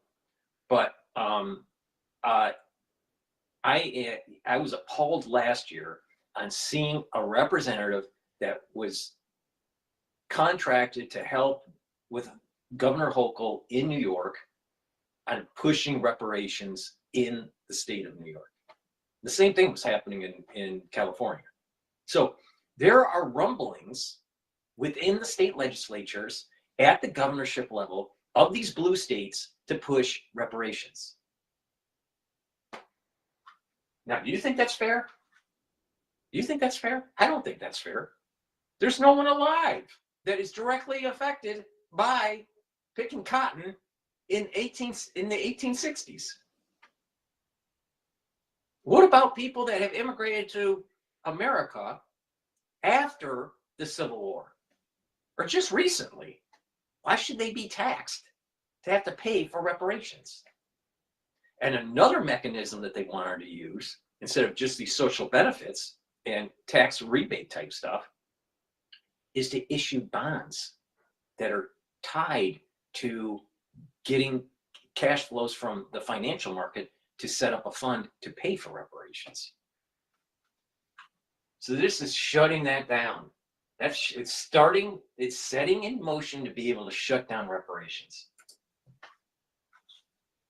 These community projects, all of those could be impacted by this move. Now, we've heard a lot of top Democrats sounding the alarm on this. We heard just this morning from Illinois Governor J.B. Pritzker, Of course, the Democrats are going to sound the alarm. They're all about ultra-liberalism. They're all about being on the take. They're all about placating to a constituency, AKA blacks. They're trying to placate to them and waive that whole reparation thing. Now, I personally think, based on the concept of what President Lincoln said when the war ended, that there isn't going to be retribution. The North and the South there's not going to be retribution for the war. The war is over and it's all about Reconstruction. And with that concept, that means everything's water under the bridge, and now it's about moving the country forward and building skill sets and being plugged in and being productive. But what happens is you have a big part of the society that doesn't want to be productive. You have a big part of the society that wants a handout. And they're finding excuses for the handout. And that there's a group in the United States that's about 14 to 16% of the population. Within that 14 or 16% of the population, maybe half, maybe a little less than half, are pushing the reparations.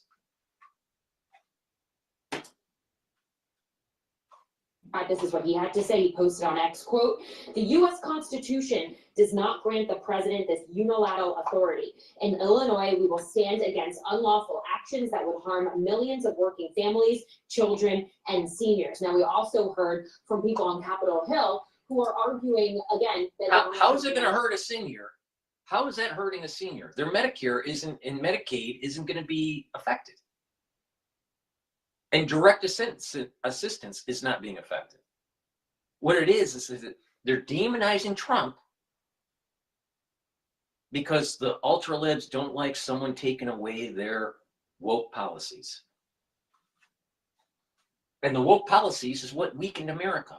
Because by weakening the pillars, God, country, and family, you don't really have a productive society. You have socialism, you have communism, you have an unproductive society. And a lot of people on the take, a lot of corruption. Have the authority to do this. This is what Senator Chuck Schumer said in a statement last night. He said, quote, "Congress approved these investments and they are not optional. They are the law." So a lot of questions, as you can tell, about whether. So let me get this straight. If Congress decides to pass an egregious situation that makes the country worse off, that the executive branch shouldn't be pushing back? What about the waste? We have a national security issue. Our debt is a national security issue. We have to get our house in order to be prosperous and be able to be moving on into the new era. And this woke agenda, this is all about woke agenda. This is not about making America first. This is not about making America better. Why do we need to have these woke agendas? Why? Well, we passed it in Congress. That doesn't mean it's good for the country. We passed it in Congress. Chuck Schumer is a real piece of shit. Not just a little piece of shit, like a real big piece of shit. Like, big piece of shit.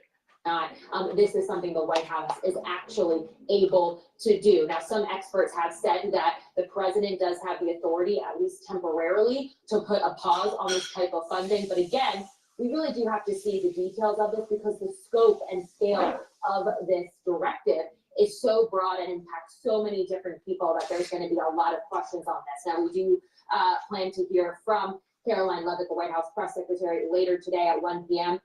I expect she's going to get a lot of questions on this, John. Or first, I think, White House press conference, and I do expect this will be a major topic there. Lantern, great to have you all with us this morning. Thank you very much. With us now, his defense attorney and former federal prosecutor Shan Wu, and you heard Elena talk about the legal questions here that stem from, say, the Constitution, which I think everyone knows puts the power to tax and spend in the hands of Congress. It's the spending clause that Congress shall have the power to lay taxes and collect them, duties, imposts, excises, to pay the debts and provide for the common defense and general welfare of the United States.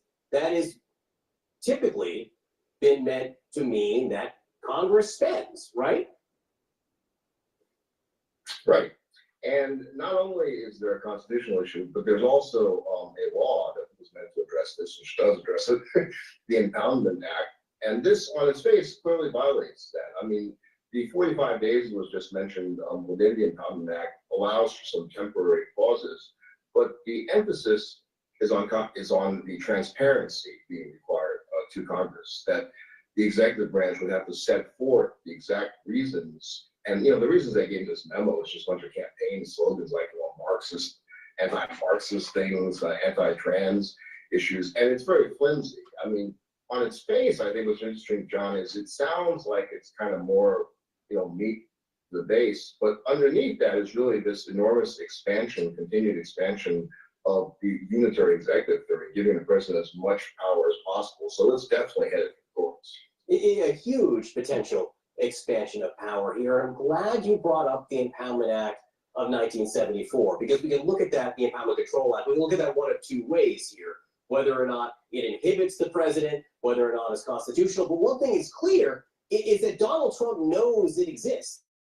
He knows there are limitations on what presidents can do in terms of not spending. Listen to this. He put out a video like a year and a half ago on this. Is your marketing tech stack stuck in the past? Indeed it is. Upgrade to AppsFlyer, the world's leading MMD. Thomas Jefferson famously used this power, as did many other presidents, until it was wrongfully curtailed by the Impoundment Control Act of 1974. Not a very good act. Now again, in this, it's clear he doesn't like the act, but I imagine in a 1974. Now, what was going on? All right, you're talking about a restructuring of global. This is all about this whole globalization thing, globalism, and the weakening of the executive branch.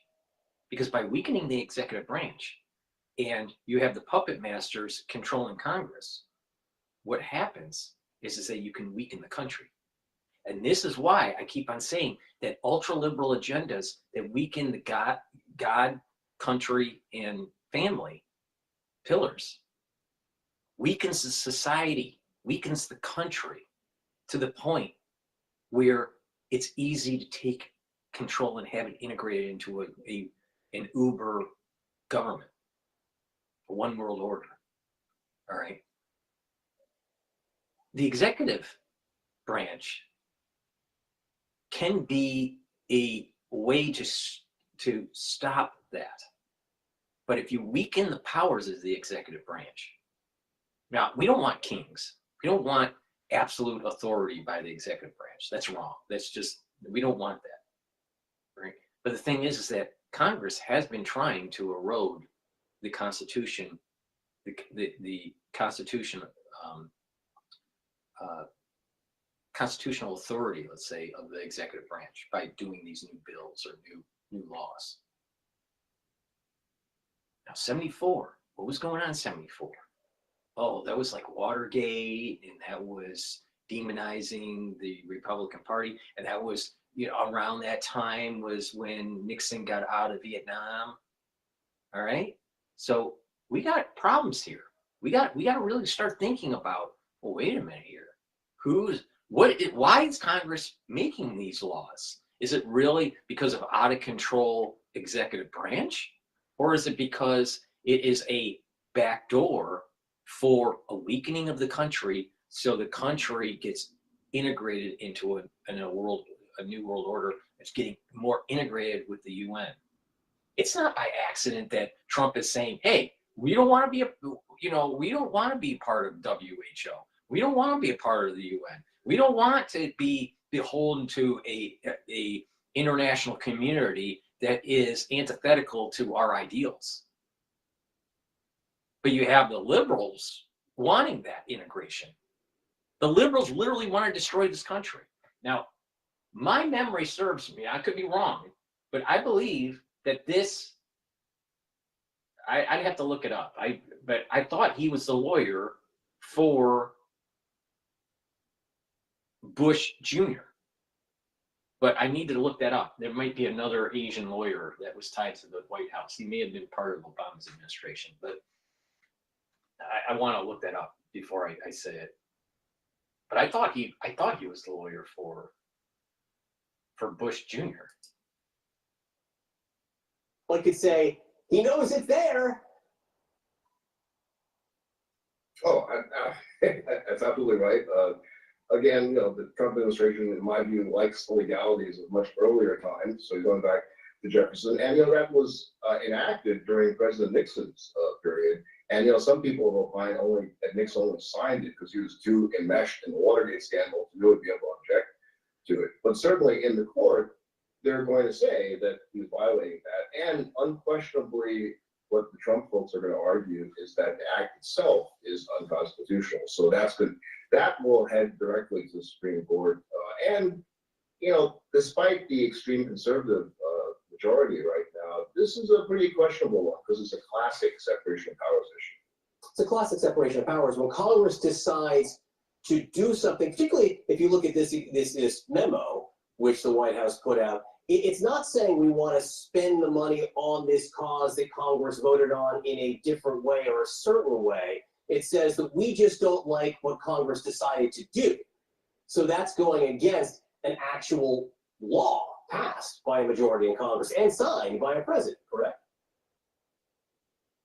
No, that's exactly right. And that's why under the act processes, they would need to be far more specific than this general idea of, oh, we just think that generally everything's heading in the wrong direction, so we're not giving out any money until we approve it, make sure it goes through our filters.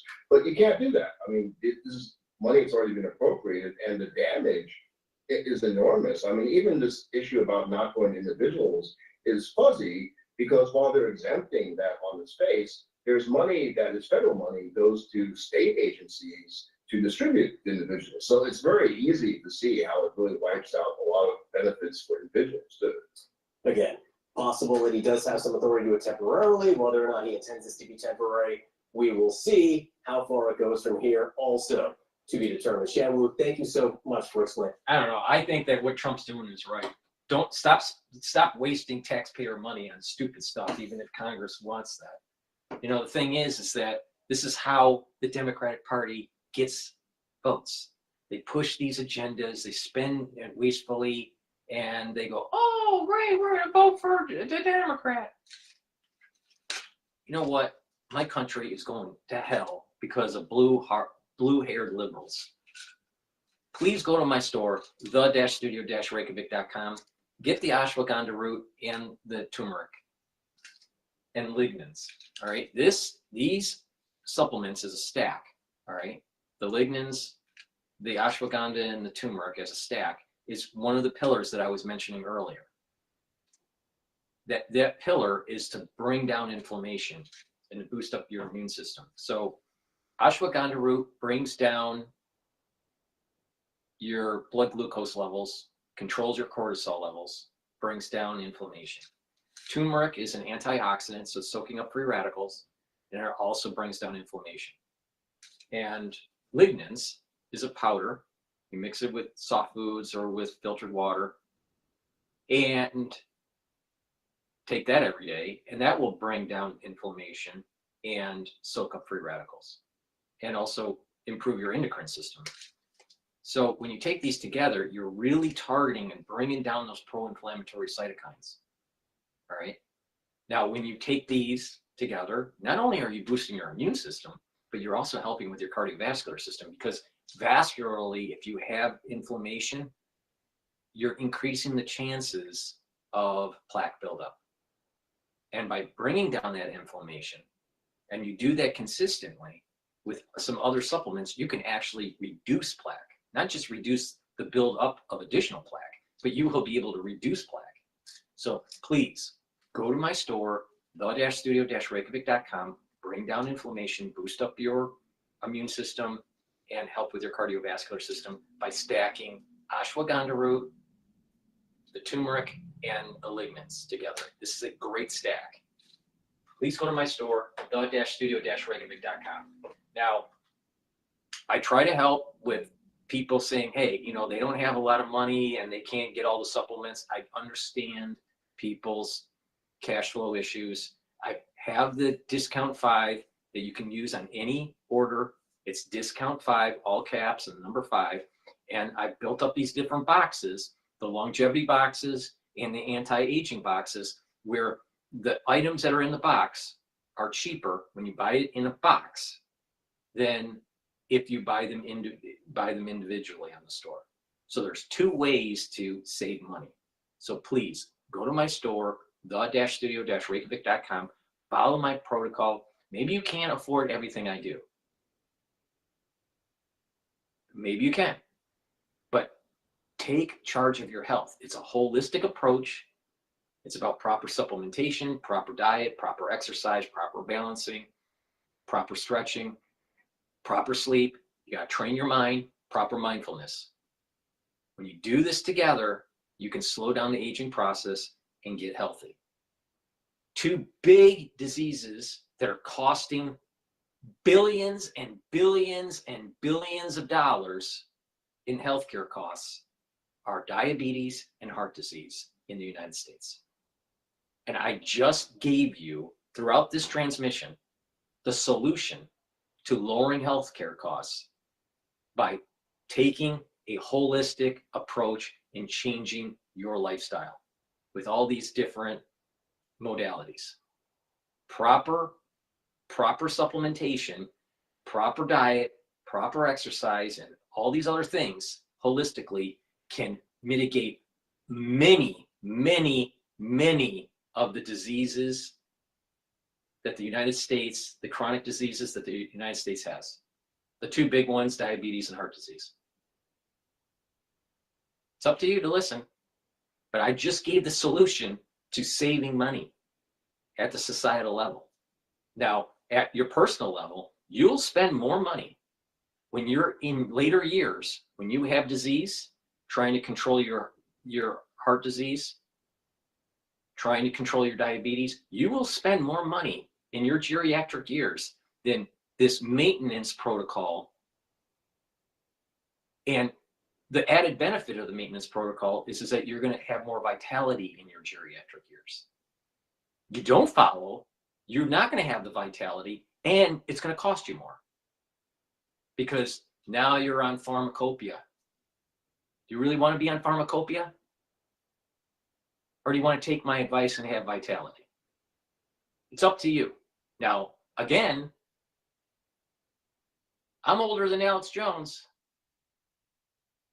Alex Jones looks a decade and a half older than I am.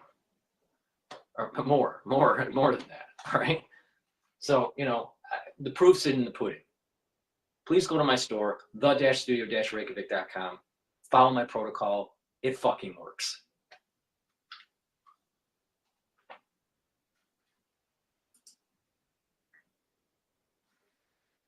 All right.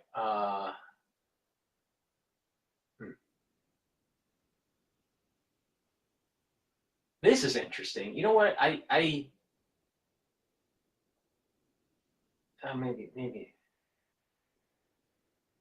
I'm not sure if I should play that video or not. I think I will.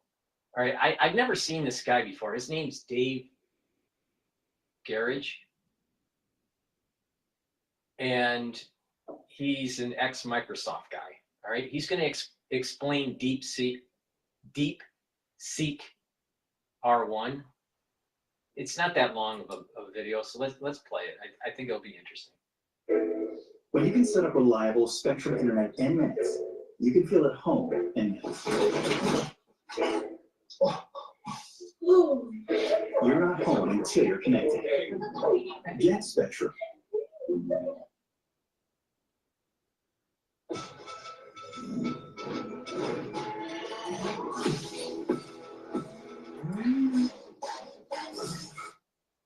This development has been described as nothing less than a Sputnik moment by Mark Andreessen, and for good reason. Just as the launch of Sputnik challenged assumptions about American technological dominance in the 20th century, DeepSeek R1 is forcing a reckoning in the 21st. For years, many believed that the race for AI supremacy was firmly in the hands of the established players like OpenAI and Anthropic. But with this breakthrough, a new competitor has not just entered the field, they've also seriously outpaced expectations. If you care about the future of AI innovation and global technological competition, you'll want to understand what DeepSeek R1 is, why it matters, whether it's just a giant psyop, and what it means for the world at large. Let's dive in. To set the stage, here's the part that really upset the industry and sent the stocks of companies like NVIDIA and Microsoft reeling.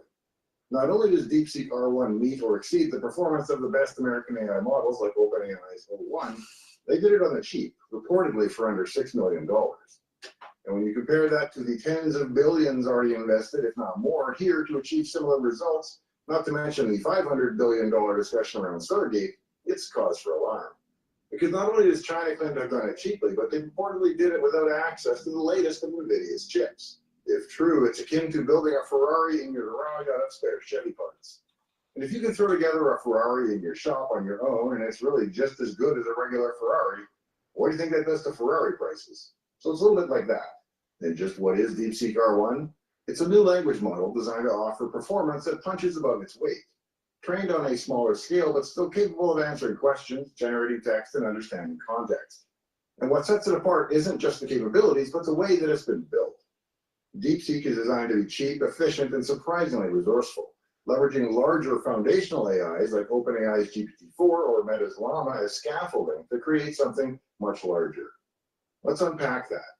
Because at its core, DeepSeek R1 is a distilled language model. When you train a large AI model, you end up with something massive, hundreds of billions, if not a trillion parameters, consuming terabytes of data and requiring a data center's worth of GPUs just to function. But what if you need all that power for most tasks? And that's where the idea of distillation comes in. You take a larger model, like a GPT-4 or the 671 billion parameter behemoth R1, and you use it to train the smaller ones. It's like a master craftsman teaching an apprentice. You don't need the apprentice to know everything, just enough to do the actual job really well. DeepSeek R1 takes this approach to an extreme. By using larger models to guide its training, DeepSeek creators have managed to compress the knowledge and reasoning capabilities of much bigger systems into something far smaller and more lightweight. The result? A model that doesn't need massive data centers to operate. You can run these smaller variants on a decent consumer-grade CPU or even a beefy laptop, and that's a game changer. But how does this work? Well, it's a bit like teaching by example. Let's say you have a large model that knows everything about astrophysics, Shakespeare, and Python coding.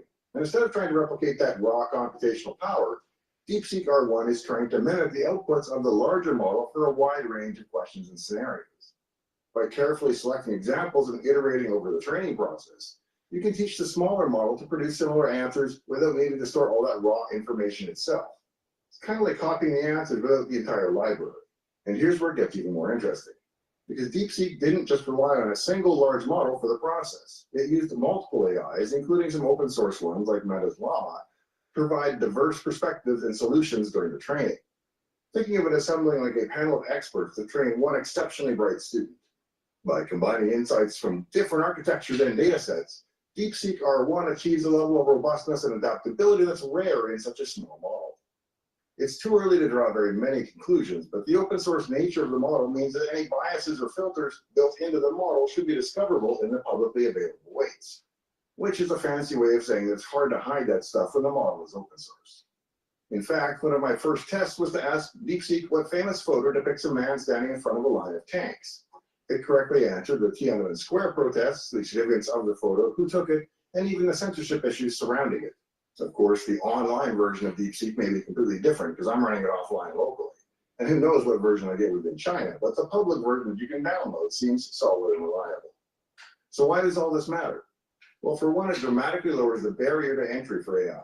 Instead of requiring massive infrastructure and your own nuclear power plant to deploy a large language model, you could potentially get by with a much smaller setup. That's good news for smaller companies, research labs, or even hobbyists looking to experiment with AI without breaking the bank. In fact, I'm running it on our AMD Threadripper that's equipped with an NVIDIA RTX 6080 GPU that has 48 gigabytes of VRAM.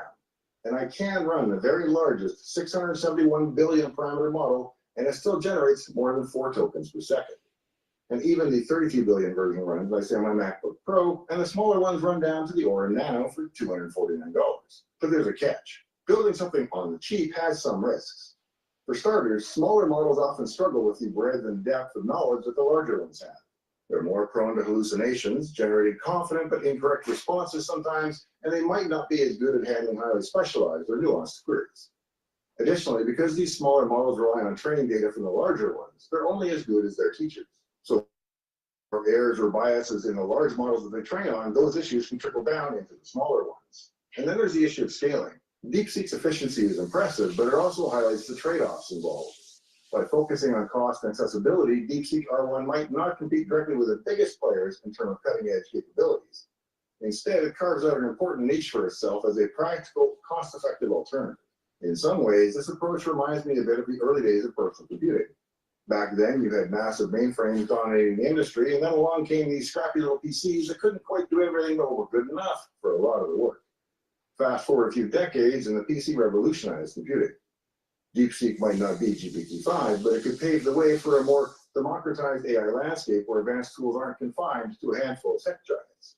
The implications here are huge. Imagine AI models tailored to specific industries, running on local hardware for privacy and control, or even embedded in devices like smartphones and smart home hubs. The idea of having your own personal AI assistant, one that doesn't rely on a massive cloud backend, suddenly feels a lot more attainable. Of course, the road ahead isn't without its challenges.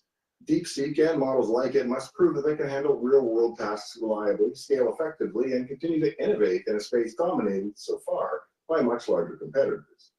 But if there's one thing we've learned from the history of technology, it's that innovation doesn't always come from the biggest players. Sometimes all it takes is a fresh perspective and a willingness, or sometimes a necessity, to do things differently. DeepSeek R1 signals that China is not just a participant in the global AI race, but a formidable competitor capable of producing cutting-edge open-source models. For American AI companies like OpenAI, Google, DeepMind, and Anthropic, this creates a dual challenge: maintaining technological leadership and justifying the price premium in the face of increasingly capable, cost-effective alternatives. So what are the implications for American AI? Well, open-source models like DeepSeek R1 allow developers worldwide to innovate at lower cost. This could undermine the competitive advantage of proprietary models, particularly in areas like research and small to medium enterprise adoption. U.S. companies that rely heavily on subscription or API-based revenue could feel the squeeze, potentially dampening investor enthusiasm. The release of DeepSeek R1 as open source software also democratizes access to powerful AI capabilities. Companies and governments around the world can build upon its foundation without the licensing fears or the restrictions imposed by U.S. firms. This could accelerate AI adoption globally, but reduce demand for U.S. developed models, impacting revenue streams for firms like OpenAI and Google Cloud. In the stock market, companies heavily reliant on AI licensing, cloud infrastructure, NVIDIA's chips, or API integrations could face downward pressure as investors factor in lower projected growth or increased competition. Now, in the intro, I made a little side reference to the potential of this PSYOP angle. And while I'm not much of a conspiracy theorist myself, some have argued that perhaps we should not take the Chinese at their word when it comes to how the model was produced. If it really was produced on second-tier hardware for just a few $1 million, it's major. But some argue that perhaps China invested heavily at the state level to assist, hoping to upset the status quo in America by making what is supposed to be very hard look supposedly cheap and easy. But only time will tell. So that's DeepSeek R1 in a nutshell. A scrappy little AI punching above its weight, built using clever techniques and designed to make advanced AI accessible to more people than ever before. Not perfect, it's not trying to be, but it's a fascinating glimpse into what the future of AI might look like. Lightweight, efficient, and a little rougher on the edges, but full of potential. Now, if you found this little explainer on DeepSeek to be any combination of informative or... I think that was a good explanation of DeepSeek R1. You know what's interesting is it's very similar to looking at infrastructure in a society. All right, let's say we're going out the 50,000 foot level. For the society to be efficient, you have to have certain works like road construction, bridges, right? Well, once you have those structures in place, people can move from one point to another quicker, right? The society's more efficient. Something very similar is happening with AI. You have to build these very large frontier models that take a lot of effort, but then you can, once that's out there, you can leverage that to build on other things. So it's kind of like the infrastructure of a society. The frontier model is maybe an analog to the road system in a way, right? And that you can leverage that frontier model to be able to create other models, to be able to be more domain specific in your particular industry, right? But you don't need the big servers to do it because you're leveraging a frontier model that used all that capability. So piggybacking this, I think is a smart idea, I think. But the question is how truthful is DeepSeek really with its research? No one really knows. But if it's true, it's a huge game changer. And in the near future, it's going to be the ones that create silicon, you know, the silicon chips. Apple is going to benefit from it. All right. You know, these hardware makers are going to benefit from it. So once we're still at AI, true AI computation is still at the server, large server level. Very similar to mainframe computers before the PC, right? But once that barrier breaks and it's true PC level AI generation, it's going to be a huge game changer. That's the huge game changer. And you're going to have a lot of different AI species in the ecosystem after that. Okay. With that, I mean, even artificial intelligence and machine learning, it's a fine line between what is artificial intelligence and what is machine learning. But even with the machine learning and artificial intelligence, narrow AI, that's been in the works for more than a decade in finance.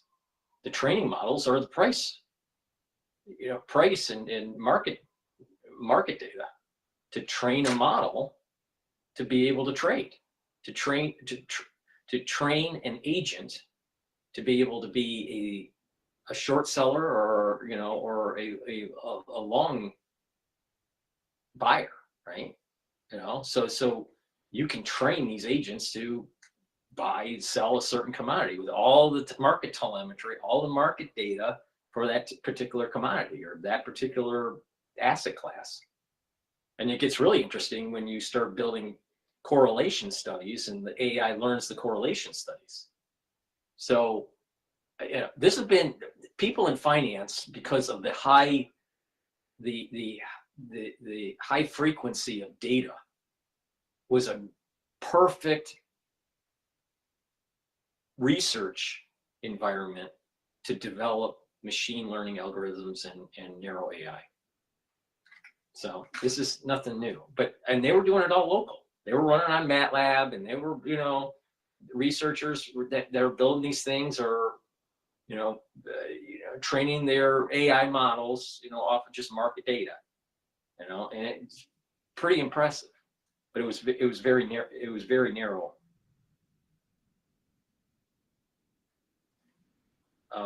So let me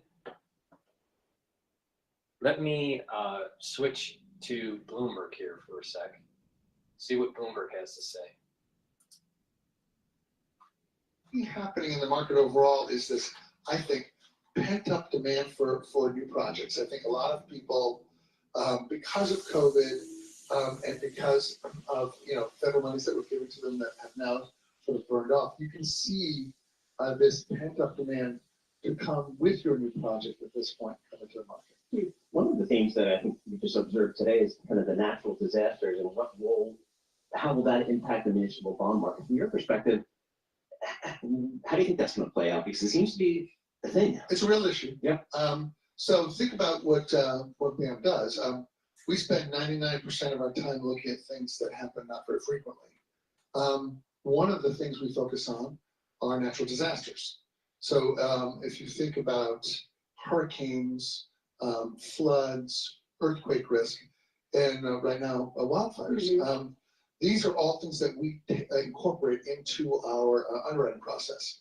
We evaluate them, and it affects what we guarantee based upon what we think that particular risk is. So we turn deals down if we find that they're in an area that's more prone to exposure to these particular kinds of natural disasters. And we use a lot of analytical tools that are available and some that we've developed ourselves to measure what that severity is. So if you look at Los Angeles, for example, I mean, if you're looking at credits that are county-wide or city-wide in Los Angeles, it's a really big area. The town is 100 square miles, and so so even though there's been a couple of terrible fires there, the overall stability of the county and the city are still quite strong, and they'll have the ability to sort of address this and overcome it. I can see that being a very quickly evolving, changing topic that must be very difficult to assess. I think that is true. But remember, the way we look at credit risks, we are guaranteeing the bonds till the last payment is made. So if you have 30-year bonds, the way we look at credit risk is not this sort of shorter cycle. Sure. We're looking for, and one of the great strengths of municipal finance is that the issuers and ourselves and the market in itself are aligned, so that The city of Pittsburgh or the city. Okay, I'm gonna go to Fox News. They just posted 10 minutes ago, NYC ICE raids underway with DHS Secretary. So before I do that, please go to my store, the-studio-reykjavik.com. Get the supplements that I offer, follow the protocols that I do for my health. A great way to improve your cardiovascular health and improve your bone health is to take vitamin K2, MK7, and D3. D3 helps to absorb the calcium. It's a gene expression cofactor. In addition, it also helps to get rid of cells that need to go into apoptosis. Vitamin K2 will help for depositing new bone, especially if you do resistance training on your bones and on your joints. So doing weightlifting is very important in this protocol. And not only that, when you stack these together, you're helping your cardiovascular health and you're helping with your bone health. So please take the D3, take the K2, MK7 together, do either calcium supplements or drink milk. I drink milk on a regular basis. That's how I get my calcium. So do that, do the resistance training, and you're gonna be able to improve your bone structure. But not only that, you're helping your cardiovascular health too. How? Because by taking the K2 and the D3, you're reducing the chances of the depositing around the plaque. A lot of times when people build up plaque, they also build up calcium deposits. This is kind of taking that out. Now, what's important is the nattokinase also you can take as a supplement individually. It helps to bring down LDL levels, increases your HDL levels, but it's also in an important supplement for breaking up clots. It stacks really well with D3 and K2 for cardiovascular health. So my advice is to take the nattokinase with the D3 and the K2. Omega-3 also stacks well with nattokinase. It brings down systemic inflammation, prevents red blood cells from oversticking, and omega-3 helps your lipid profile. It'll bring down LDL levels and increase your HDL levels. So it improves your total cholesterol. Taking these together as a stack helps with bringing down your LDL levels and increases your HDL levels and helps to break up the clots and prevent clots from forming. Stacking all these together is really great for your cardiovascular health. So please go to my store, the-studio-reykjavik.com, get the D3, get the K2, get the omega-3, should be taking omega-3 every day, and the nattokinase. Please go to my store, the-studio-reykjavik.com, use the discount 5 to get $5 off. All right, with that, let's go to this whole NYC ICE raid by DHS. So 15 minutes now before the hour is breaking news right now. It's happening. Christy Nomas in New York today. With ICE agents continuing their apprehension of criminal illegal aliens in major American cities. Thus far, more than 7,300 have been taken off the streets in 1 week alone. And now the focus is New York City. That's a big focus, too. Alexis McAdams on the sidewalk to tell us what's happening out there. Alexis, good morning.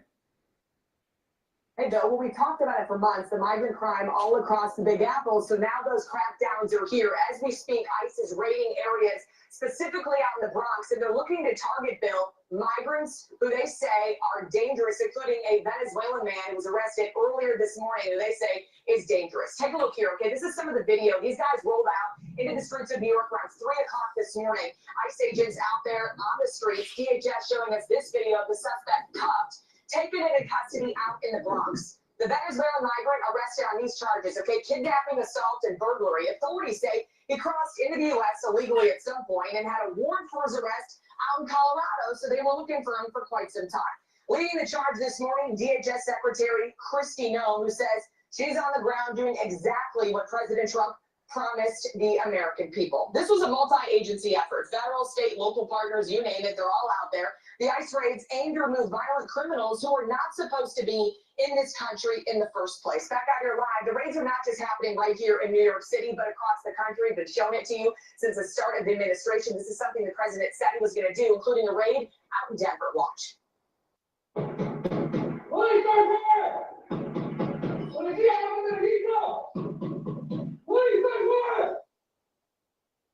And the task force arresting 2 migrants there from Mexico who have ties to the Sinaloa and Jalisco drug cartels. 130,000 fentanyl pills found in that apartment, along with cocaine, meth, and heroin.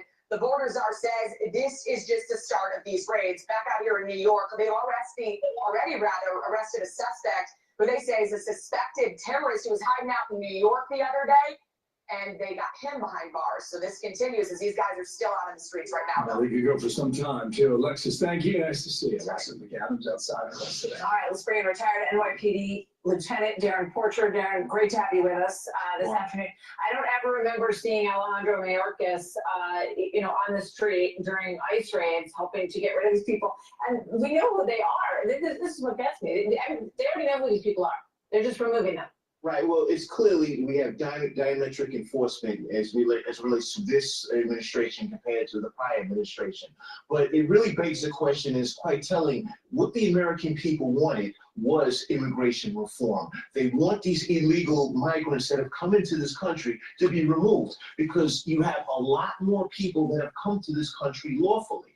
And believe it or not, it's those lawful migrants that want the illegal migrants removed from this country. 55% of Latino males voted for Trump's agenda because it pushed the perspective of getting rid of these illegal migrants. We want to say it too. It's question of priorities, too. I mean, New York City in 2 years has spent $7 billion on nearly 230,000 illegals seeking asylum here. They want to charge you more money for driving your car.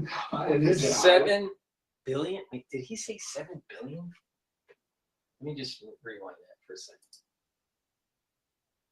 Too. I mean, New York City in 2 years has spent $7 billion. In 2 years, 2 years, New York City spends $7 billion. So roughly, assuming equal weight for each year, $3.5 billion a year. Meanwhile, we have veterans that are homeless. They're not getting the care that they need. That is nuts. Or people that are real, American citizens, that are in need and that need assistance in housing or in food. But we'll spend all this money for an ultra-liberal agenda.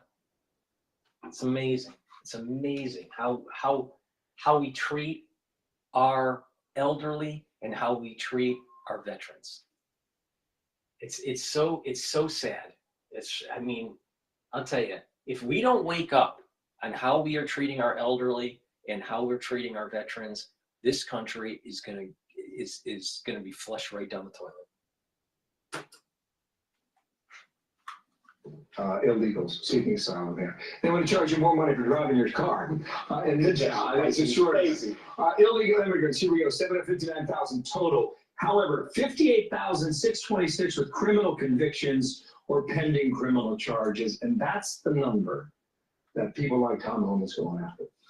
Absolutely right. Look at it from the perspective of a macro and a micro level of enforcement. The macro is the broader perspective of the country. The micro is the focus on cities, which are sanctuary cities such as New York. The target is getting these illegal migrants out. We want to live in a safe society. And what you're going to see from the micro perspective in these sanctuary cities such as New York and Chicago, the crime rates are going to go down because we're going to remove a lot of these illegal migrants from these cities. Yeah, here's my conversation a while back with Mayor Eric Adams about this, because it could change politics in the city as well. Here's what he said when I asked him about letting ICE do their work. Find a way through executive orders to allow ICE to function in this city to carry out deportations? We're going to allow them to, the areas that we can allow them to do right now, we're going to sit down with our attorneys and see what executive orders I can do to give me more power to go after those who are creating illegal acts. How does that square with what you're seeing on the street right now? Well, I think Mayor Adams is closing the gate after the horses already escaped. I mean, this illegal migration has reached epic proportions, and there were many instances in the past where this could have been thwarted. This is a national security issue. Stop the legal bullshit. It's a national security issue. God. I think that he's getting on the bandwagon, but fortunately, the progression is going in the right direction to keeping us as the 8.5 million residents being safe. We're under siege based on this migrant crisis. When you go blocks away, you see a migrant shelter everywhere, and the crime is going through the roof, but hopefully we can get the job done. Karen, what do you do when the churches or the schools protect them? How do you feel about having a violent migrant in a school? Stop donating to the churches. That's how you. If you stop these institutions and harboring these criminals, then it'll be easier to clean up the streets. Why are you donating to your particular place of worship if they are literally preventing our government from cleaning up the whole illegal immigration policy of the Biden administration?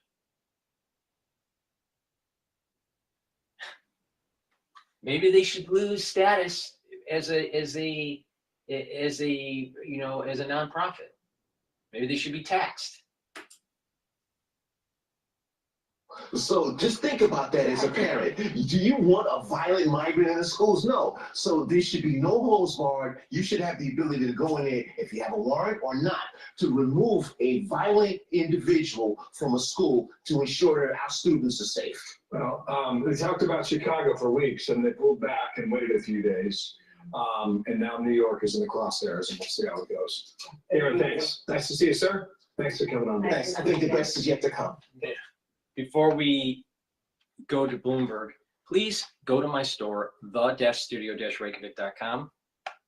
Get the great supplements that I have, that I use on a regular basis. One great supplement for you to buy is the Structural Nano Silver Toothpaste. This will whiten your teeth, freshen your breath, maintain a good gum line, reduce inflammation at the gum line, reduce plaque. And when you have good oral hygiene, you're reducing the chances of cavities, but also cardiovascular disease and valvular disease. So please go to my store, get this great toothpaste. It's the best toothpaste that you're going to be able to get. Get a few tubes of this for your household. Please go to my store, the-studio-reykjavik.com. Use discount 5, get $5 off. Another supplement that I've added to my protocol is NAD+. Why did I add it? It's really important to boost up your energy levels. And NAD+ helps to repair DNA damage. And NAD+ helps to protect neurons. When you get older, you need to repair your DNA and you need to protect your neurons. Ubiquinol is the most bioavailable CoQ10 that you can get. So please go to my store, get the highest bioavailable CoQ10 that you can buy. CoQ10 will help to boost up energy levels, improve the mitochondrial health. It's an antioxidant, so it's going to be soaking up free radicals, and it's going to help to protect your neurons. Very important supplement when you get older. And when I mean older, 40 plus. Resveratrol. I've been taking resveratrol for decades. All right. Very important. It's an antioxidant. Helps to get rid of cells that have gone into senescence. And it is synergistic with C60. It'll soak up free radicals, help boost up energy levels because it's helping with the mitochondrial health. So please get the resveratrol from my store, the-studio-reykjavik.com. You get the biggest benefit from resveratrol when you stack it with C60 or NAD+ or ubiquinol. Resveratrol really gets supercharged when you stack it with other supplements. A lot of people don't know that. So I just gave you a little nugget of important knowledge on how to stack stuff. Resveratrol works better when you stack it with other things like C60, NAD+, ubiquinol. Okay, now more than 300,000, I just missed the news that just posted here. People returning to widespread destruction and shortages. This is in the Gaza area. Yeah, let's go to Al Jazeera here for a second. Nation Security Council is holding a briefing on the UN Agency for Palestinian Refugees. This comes as Israel's law banning the organization in Israel and the occupied Palestinian territories is set to come into effect this week. UNRWA's chief told the council that shutting the agency will harm Palestinian lives. The relentless assault on UNRWA is harming the lives and future of Palestinians across the occupied Palestinian territory. It is eroding the trust in the international community, jeopardizing prospect for peace and security. Al Jazeera's Gabriel Elizondo is following developments from UN headquarters in New York. A critical meeting because I think this is really probably one of the last chances that Felipe Lazzarini, the Commissioner General of UNRWA, is making his case to the Security Council and by extension to the broader international community. And that's because this Israeli legislation is set to go into effect later this week.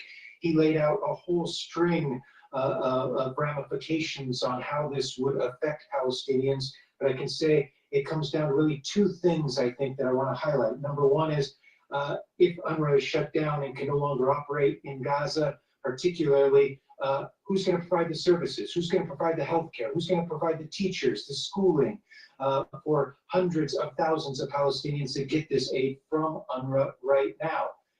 Israel says other agencies can do it. UNRWA and most of the other international community says there is no alternative to UNRWA because of UNRWA's staffing. For one thing, they have 13,000 staff in Gaza, 5,000 who are working today. The second thing is, how would this affect the ceasefire? Commissioner General said this could potentially put ramifications on the ceasefire in Gaza as well. So a whole host of ramifications here, but the bottom line is hundreds of thousands of Palestinians rely on the services of UNRWA every single day. 60% of the aid getting into Gaza since the ceasefire went into effect is going through UNRWA. This will have major ramifications if UNRWA can no longer operate.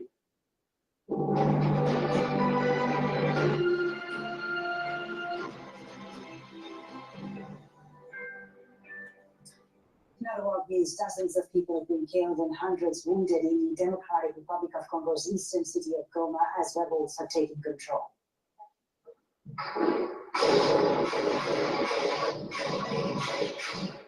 This is a scene in Goma where intense gun battles are being fought between remaining government forces and M23 fighters. Water and electricity supplies to the city have been cut off. The Reuters news agency is reporting the rebels have taken control of Goma International Airport. The group's rapid advance has forced thousands of people from their homes. We saw and heard terrible things we haven't seen in our country. Thank God we have made it out. We haven't had anything to eat since the war erupted 3 days ago. We could not cook because we had taken. Now, what's interesting here is they're interviewing someone. It's a Tanzanian driver. You got this DRC border dispute. All right, or maybe it's not a dispute, but there's some military thing that's going on with the Congo. Congo has problems with pathogens. Tanzania has problems with pathogens. You have some military conflict going on at the same time. That doesn't sound too good. I'm not saying that something will happen. I'm just saying those are two data points. Pathogens in the area and military operations in the area is a bad combo.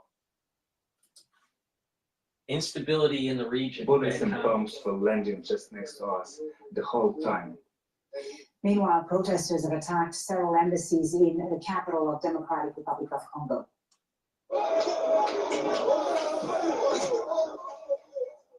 The French, Rwandan, Belgian, and Ugandan, as well as American compounds were targeted. People have been angered by the advance of M23 fighters in the east. The Congolese government says police are now back in control of the capital, Kinshasa, and security has been increased at the embassies.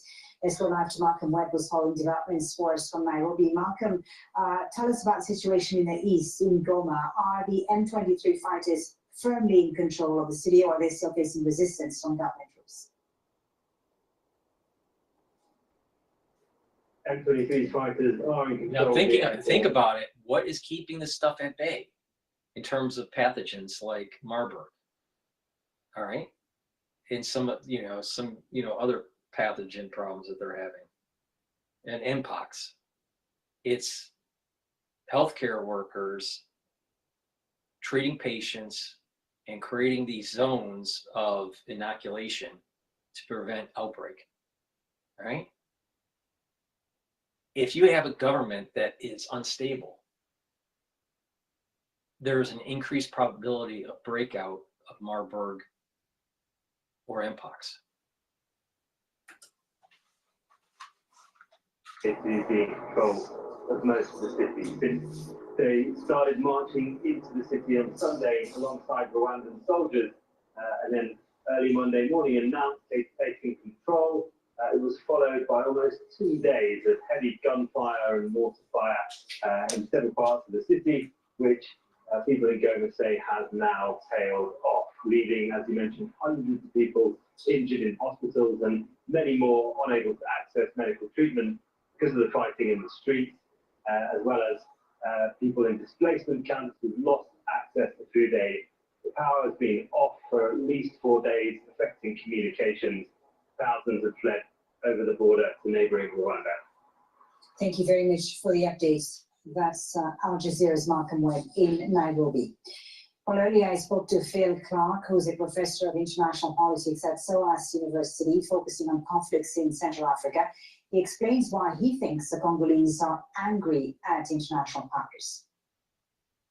I think the sense of many everyday Congolese is that M23 wouldn't have been able to march on Goma, wouldn't have been able to capture so much territory as it has done in Eastern Congo over the last couple of years, without at least the non-interference of Western governments. Many Congolese people have been looking to the likes of the French government, the US government, the British government, the European Union, the major international powers that have some influence over Rwanda. Congolese people believe that that influence has not been exerted on Rwanda, and by extension has not been exerted on the M23 rebels. That's why we've seen protesters in Kinshasa today targeting those foreign embassies.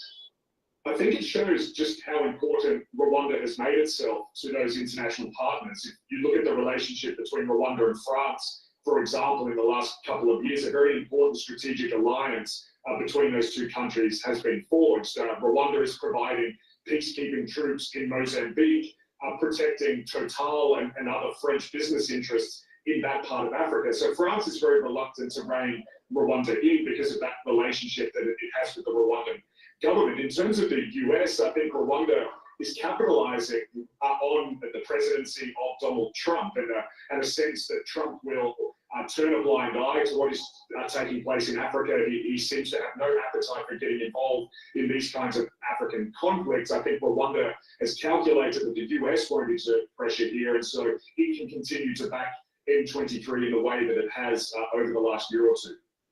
Still ahead on Al Jazeera, a report from the ruins of southern Lebanon, where residents are returning to homes that have been destroyed, and a new political reality after Israel's devastating conflict with Hezbollah.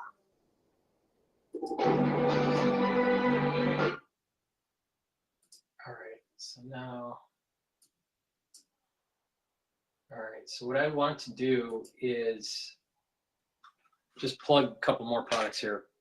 please go to my store, the-studio-reykjavik.com. A great way to build muscle and maintain muscle, especially when you're older or if you're an athlete, is to take Myotrol.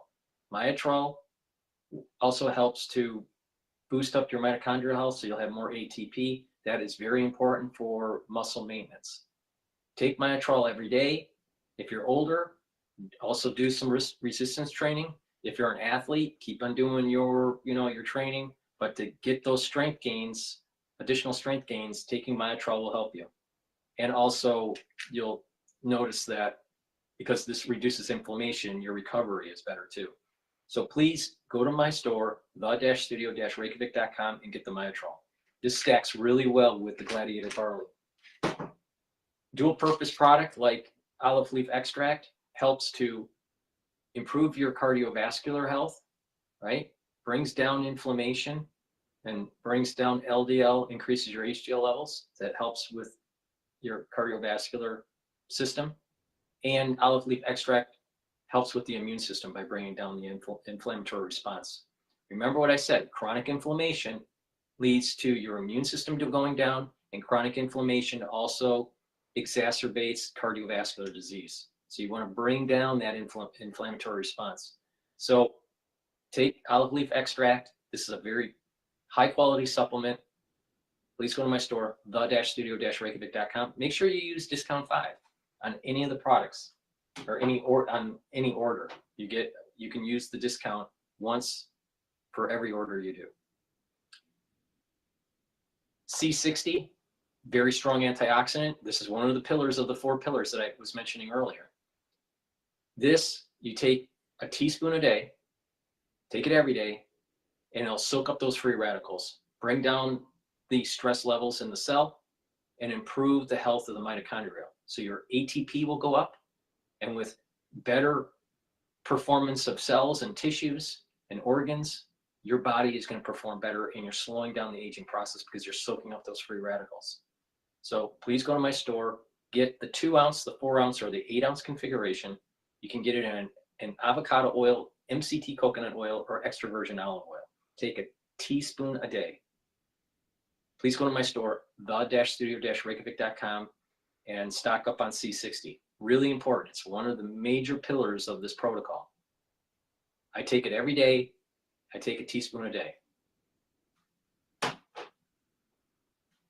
right, let's go back to Bloomberg here. Oh, if they can get it together by next week to at least say, here are the broad numbers, here's an assignment for each committee to work under, and say, here's how much you can add to the deficit. We want you to subtract this much from the deficit. It's not the bill itself, but it's a fairly heavy lift, and they want to get that done next week. There's still leaving a lot to the imagination with the specifics. It sounds like they're still going for one big, beautiful bill, as Republicans say. They still think they can get an almost unanimous vote on the debt limit through this reconciliation process. If that's politically realistic, you can have a whole debate about that. But they are kind of hitting the accelerator and saying, all right, we're going to get the first stages done by next week, which is ambitious to say the least. Boy, I should say so, and we're going to be reading about it with the help of Jack Fitzpatrick, reporting from Bloomberg Government. He's live on Capitol Hill right now, just waiting for the members to return. Jack, great to see you, and thank you so much. Find his story, by the way, on the pausing, if we can use that word, in federal funding and grants on the terminal and online. Great work from Jack Fitzpatrick. As we turn our attention abroad, coming up next, the administration's approach to trade, the mini trade war, if we can call it that we had on Sunday, and the impact of tariffs. Donald Trump just updated his stance on this. Rob Waters is up next on Bloomberg. All right, while we're waiting for them to recycle, please go to my store, the-studio-reykjavik.com. I have structural nanosilver gels. You can get it in the tube form or in the easy to use dispenser. Both you use the same way. They help with your skin health, speed up the healing process of a cut, an abrasion, a minor burn. During the cold season, put it on your hands, around your mouth, around your eyes, around your nose, around your ears. Lightly coat your nostrils, and voila, it stays active for 5 hours. Get the structural nanosilver gels. It's great as a skincare.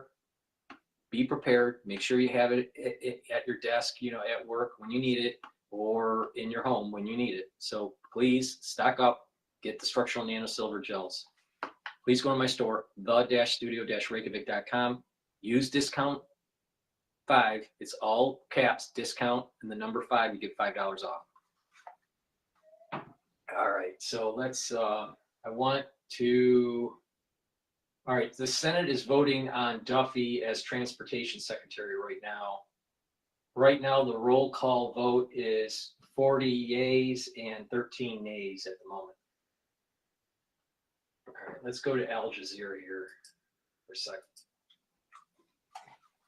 Go beyond just the national boundary. The technology gap between the two countries may be narrowing, but DeepSeek founder Liang Wenfeng says the US embargo on high-end chips remains a challenge. China's strict censorship laws are another. For DeepSeek users, discussion about China's leaders or sensitive issues, including Hong Kong or Taiwan, are currently off limits. Katrina Yu, Al Jazeera, Beijing. 2 Colombian Air Force planes carrying around 200 migrants expelled from the U.S. have arrived in the capital, Bogota. This follows Sunday's standoff when Colombia's President Gustavo Petro barred 2 U.S. planes carrying migrants from landing.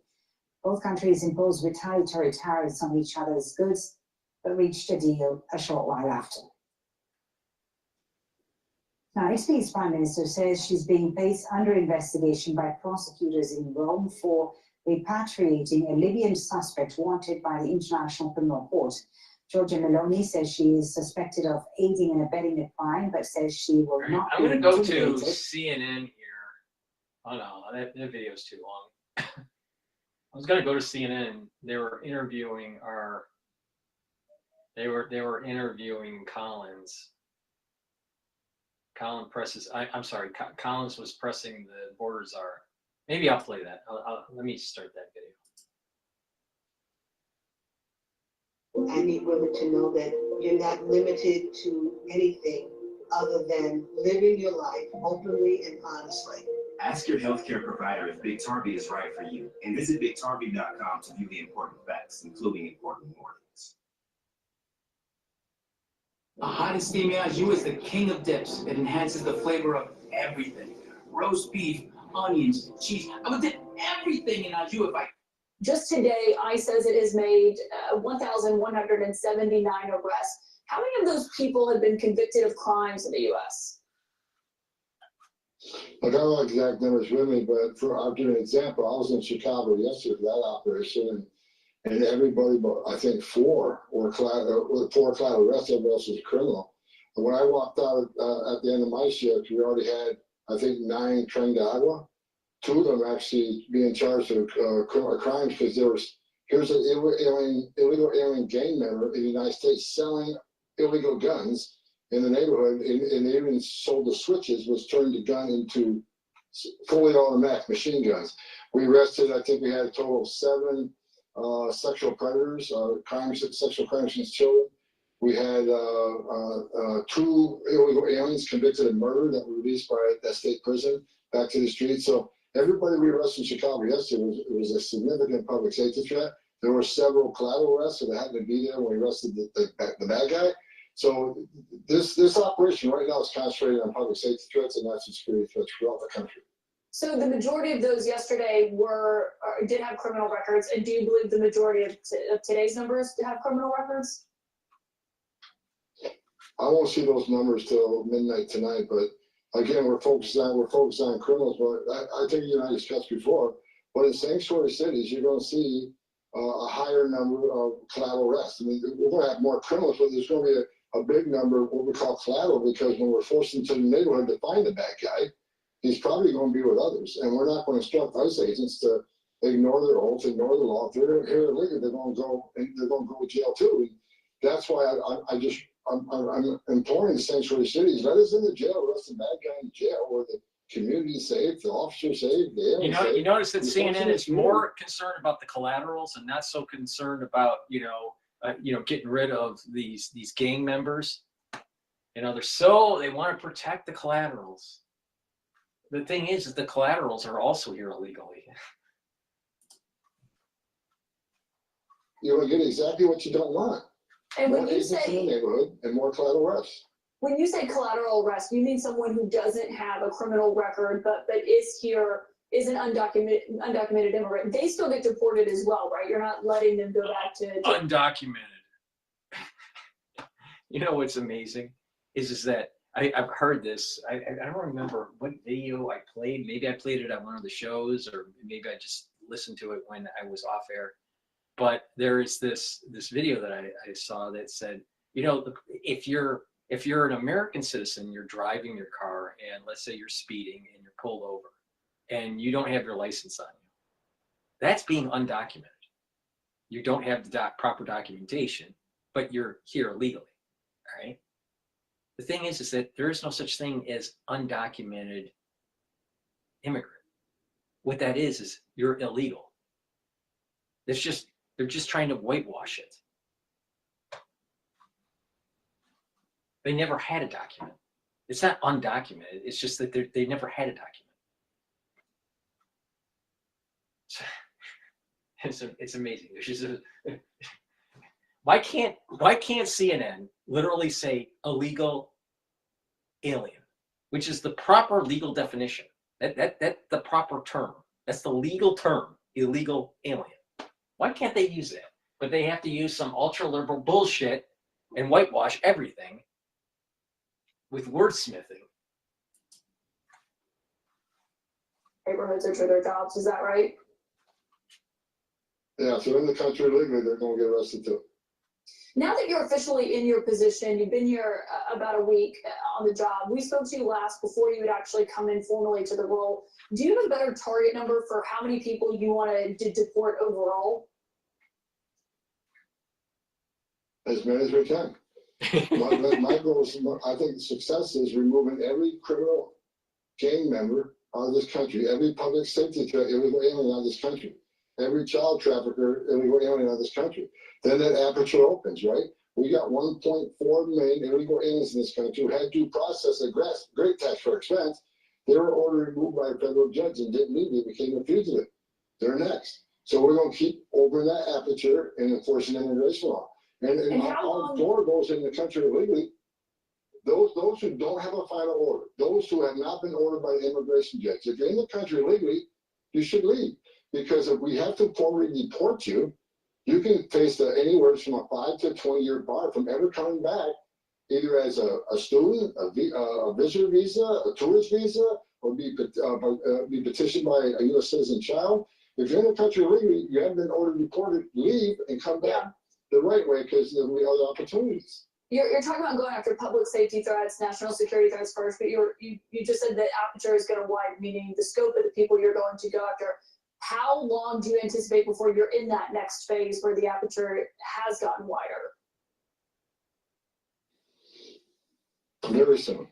I mean, sanctuary cities are making it very difficult to arrest the criminals. For instance, Chicago, very well educated.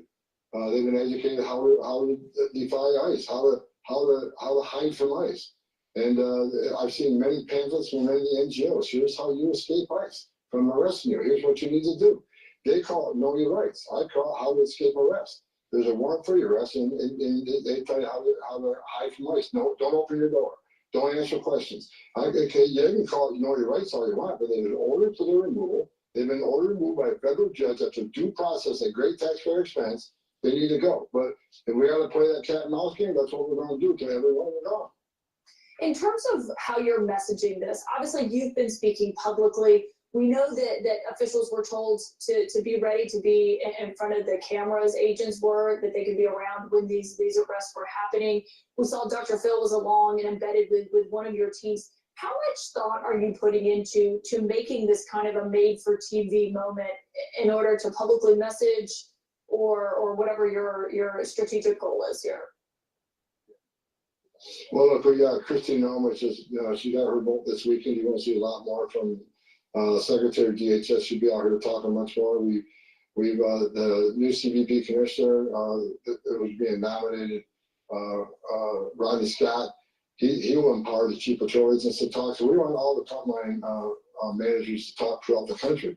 But the message I'm sending is that we're going to force immigration laws in this country that people don't like. If they like it, then they need to change the law because ICE isn't making this up. We're enforcing laws enacted by Congress and signed by the president, but we're doing it in a smart way. The Trump administration in the beginning says we're going to concentrate on public safety threats and national security threats out of the gate. The worst first, and that's what we're doing. But like I say, as we go on, we're not going to say it's okay for 1.4 million illegal aliens to ignore a judge's order to deport.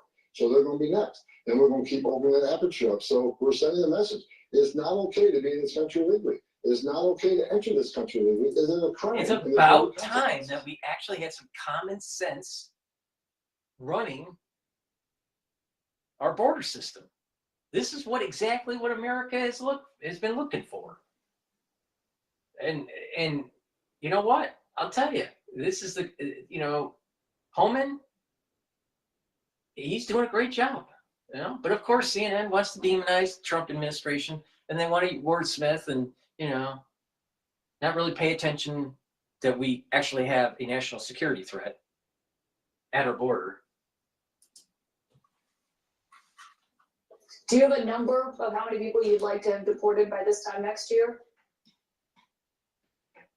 I don't have a number. As many as we can arrest them. Okay, but no firm number. Force the law. If they're in the country legally, they got a problem and they're not off the table. Yeah, but on numbers, you have been clear that your success here in this effort will depend on how much money you can get from Congress. Now that you're in this role, do you know how much money, what kind of budget you would need to deport the people that you say are public safety threats, national security threats, on also the 1.2 million that you just referenced there? Is it just me, but her voice is annoying. She is just annoying. The judge? 1.4 million. And yes, we need more than 100,000 beds. Right now, we got about 34,000 beds. We'll fill them up in a week. So we need at least 100,000 beds. We need more international air flights. We need more ground transportation. We need more money to hire more officers and military agents. And that's why we're bringing right now, the whole government is coming in, right? In the Chicago operation and every operation throughout the country now. We got DEA, we got FBI, we got U.S. Marshals, we got ATF, we got HSI, we got ERO. So right now we're bringing the whole government into this so we can create more teams and arrest more people. So this dynamic is constantly changing. And depending on the city, is it a sanctuary city, not a sanctuary city? Yeah, you're using them as like a force multiplier, but when it goes to the real money that you'll need from Congress to get more beds and to hire more agents, if Congress is not reliable, as I'm sure you are well aware in terms of what they can get passed. I know they believe this is a big part of Trump's agenda, but if you don't get what you need from Congress, can you achieve what you're trying to achieve here? We're going to do everything we can with what we have, and we'll arrest as many as we can. However, you're right. We can be more successful if we have more money, if we can buy more beds. Because every time we arrest an illegal alien, we just don't deport them that day. We have to detain them for a few days or a few weeks to get travel documents, get landing rights in their home country. So the more money we have, the more we can do. Mr. Homan, I've got a few more questions for you. If you'll stick around for a few minutes, we're going to take a quick break, and then we'll be back with Mr. Tom Homan. Trump's borders are after a short. Please go to my store, the-studio-reykjavik.com, and get the Boomer Boost. This is the last pillar of the 4-pillar system that I've been talking about. Boost up your energy levels. Boomer Boost is a powder. You get a big scooper, take it every day. You'll be able to lose weight. Take it either as your breakfast or your lunch. You mix it with soft foods or mix it with filtered water. Some people mix it with milk.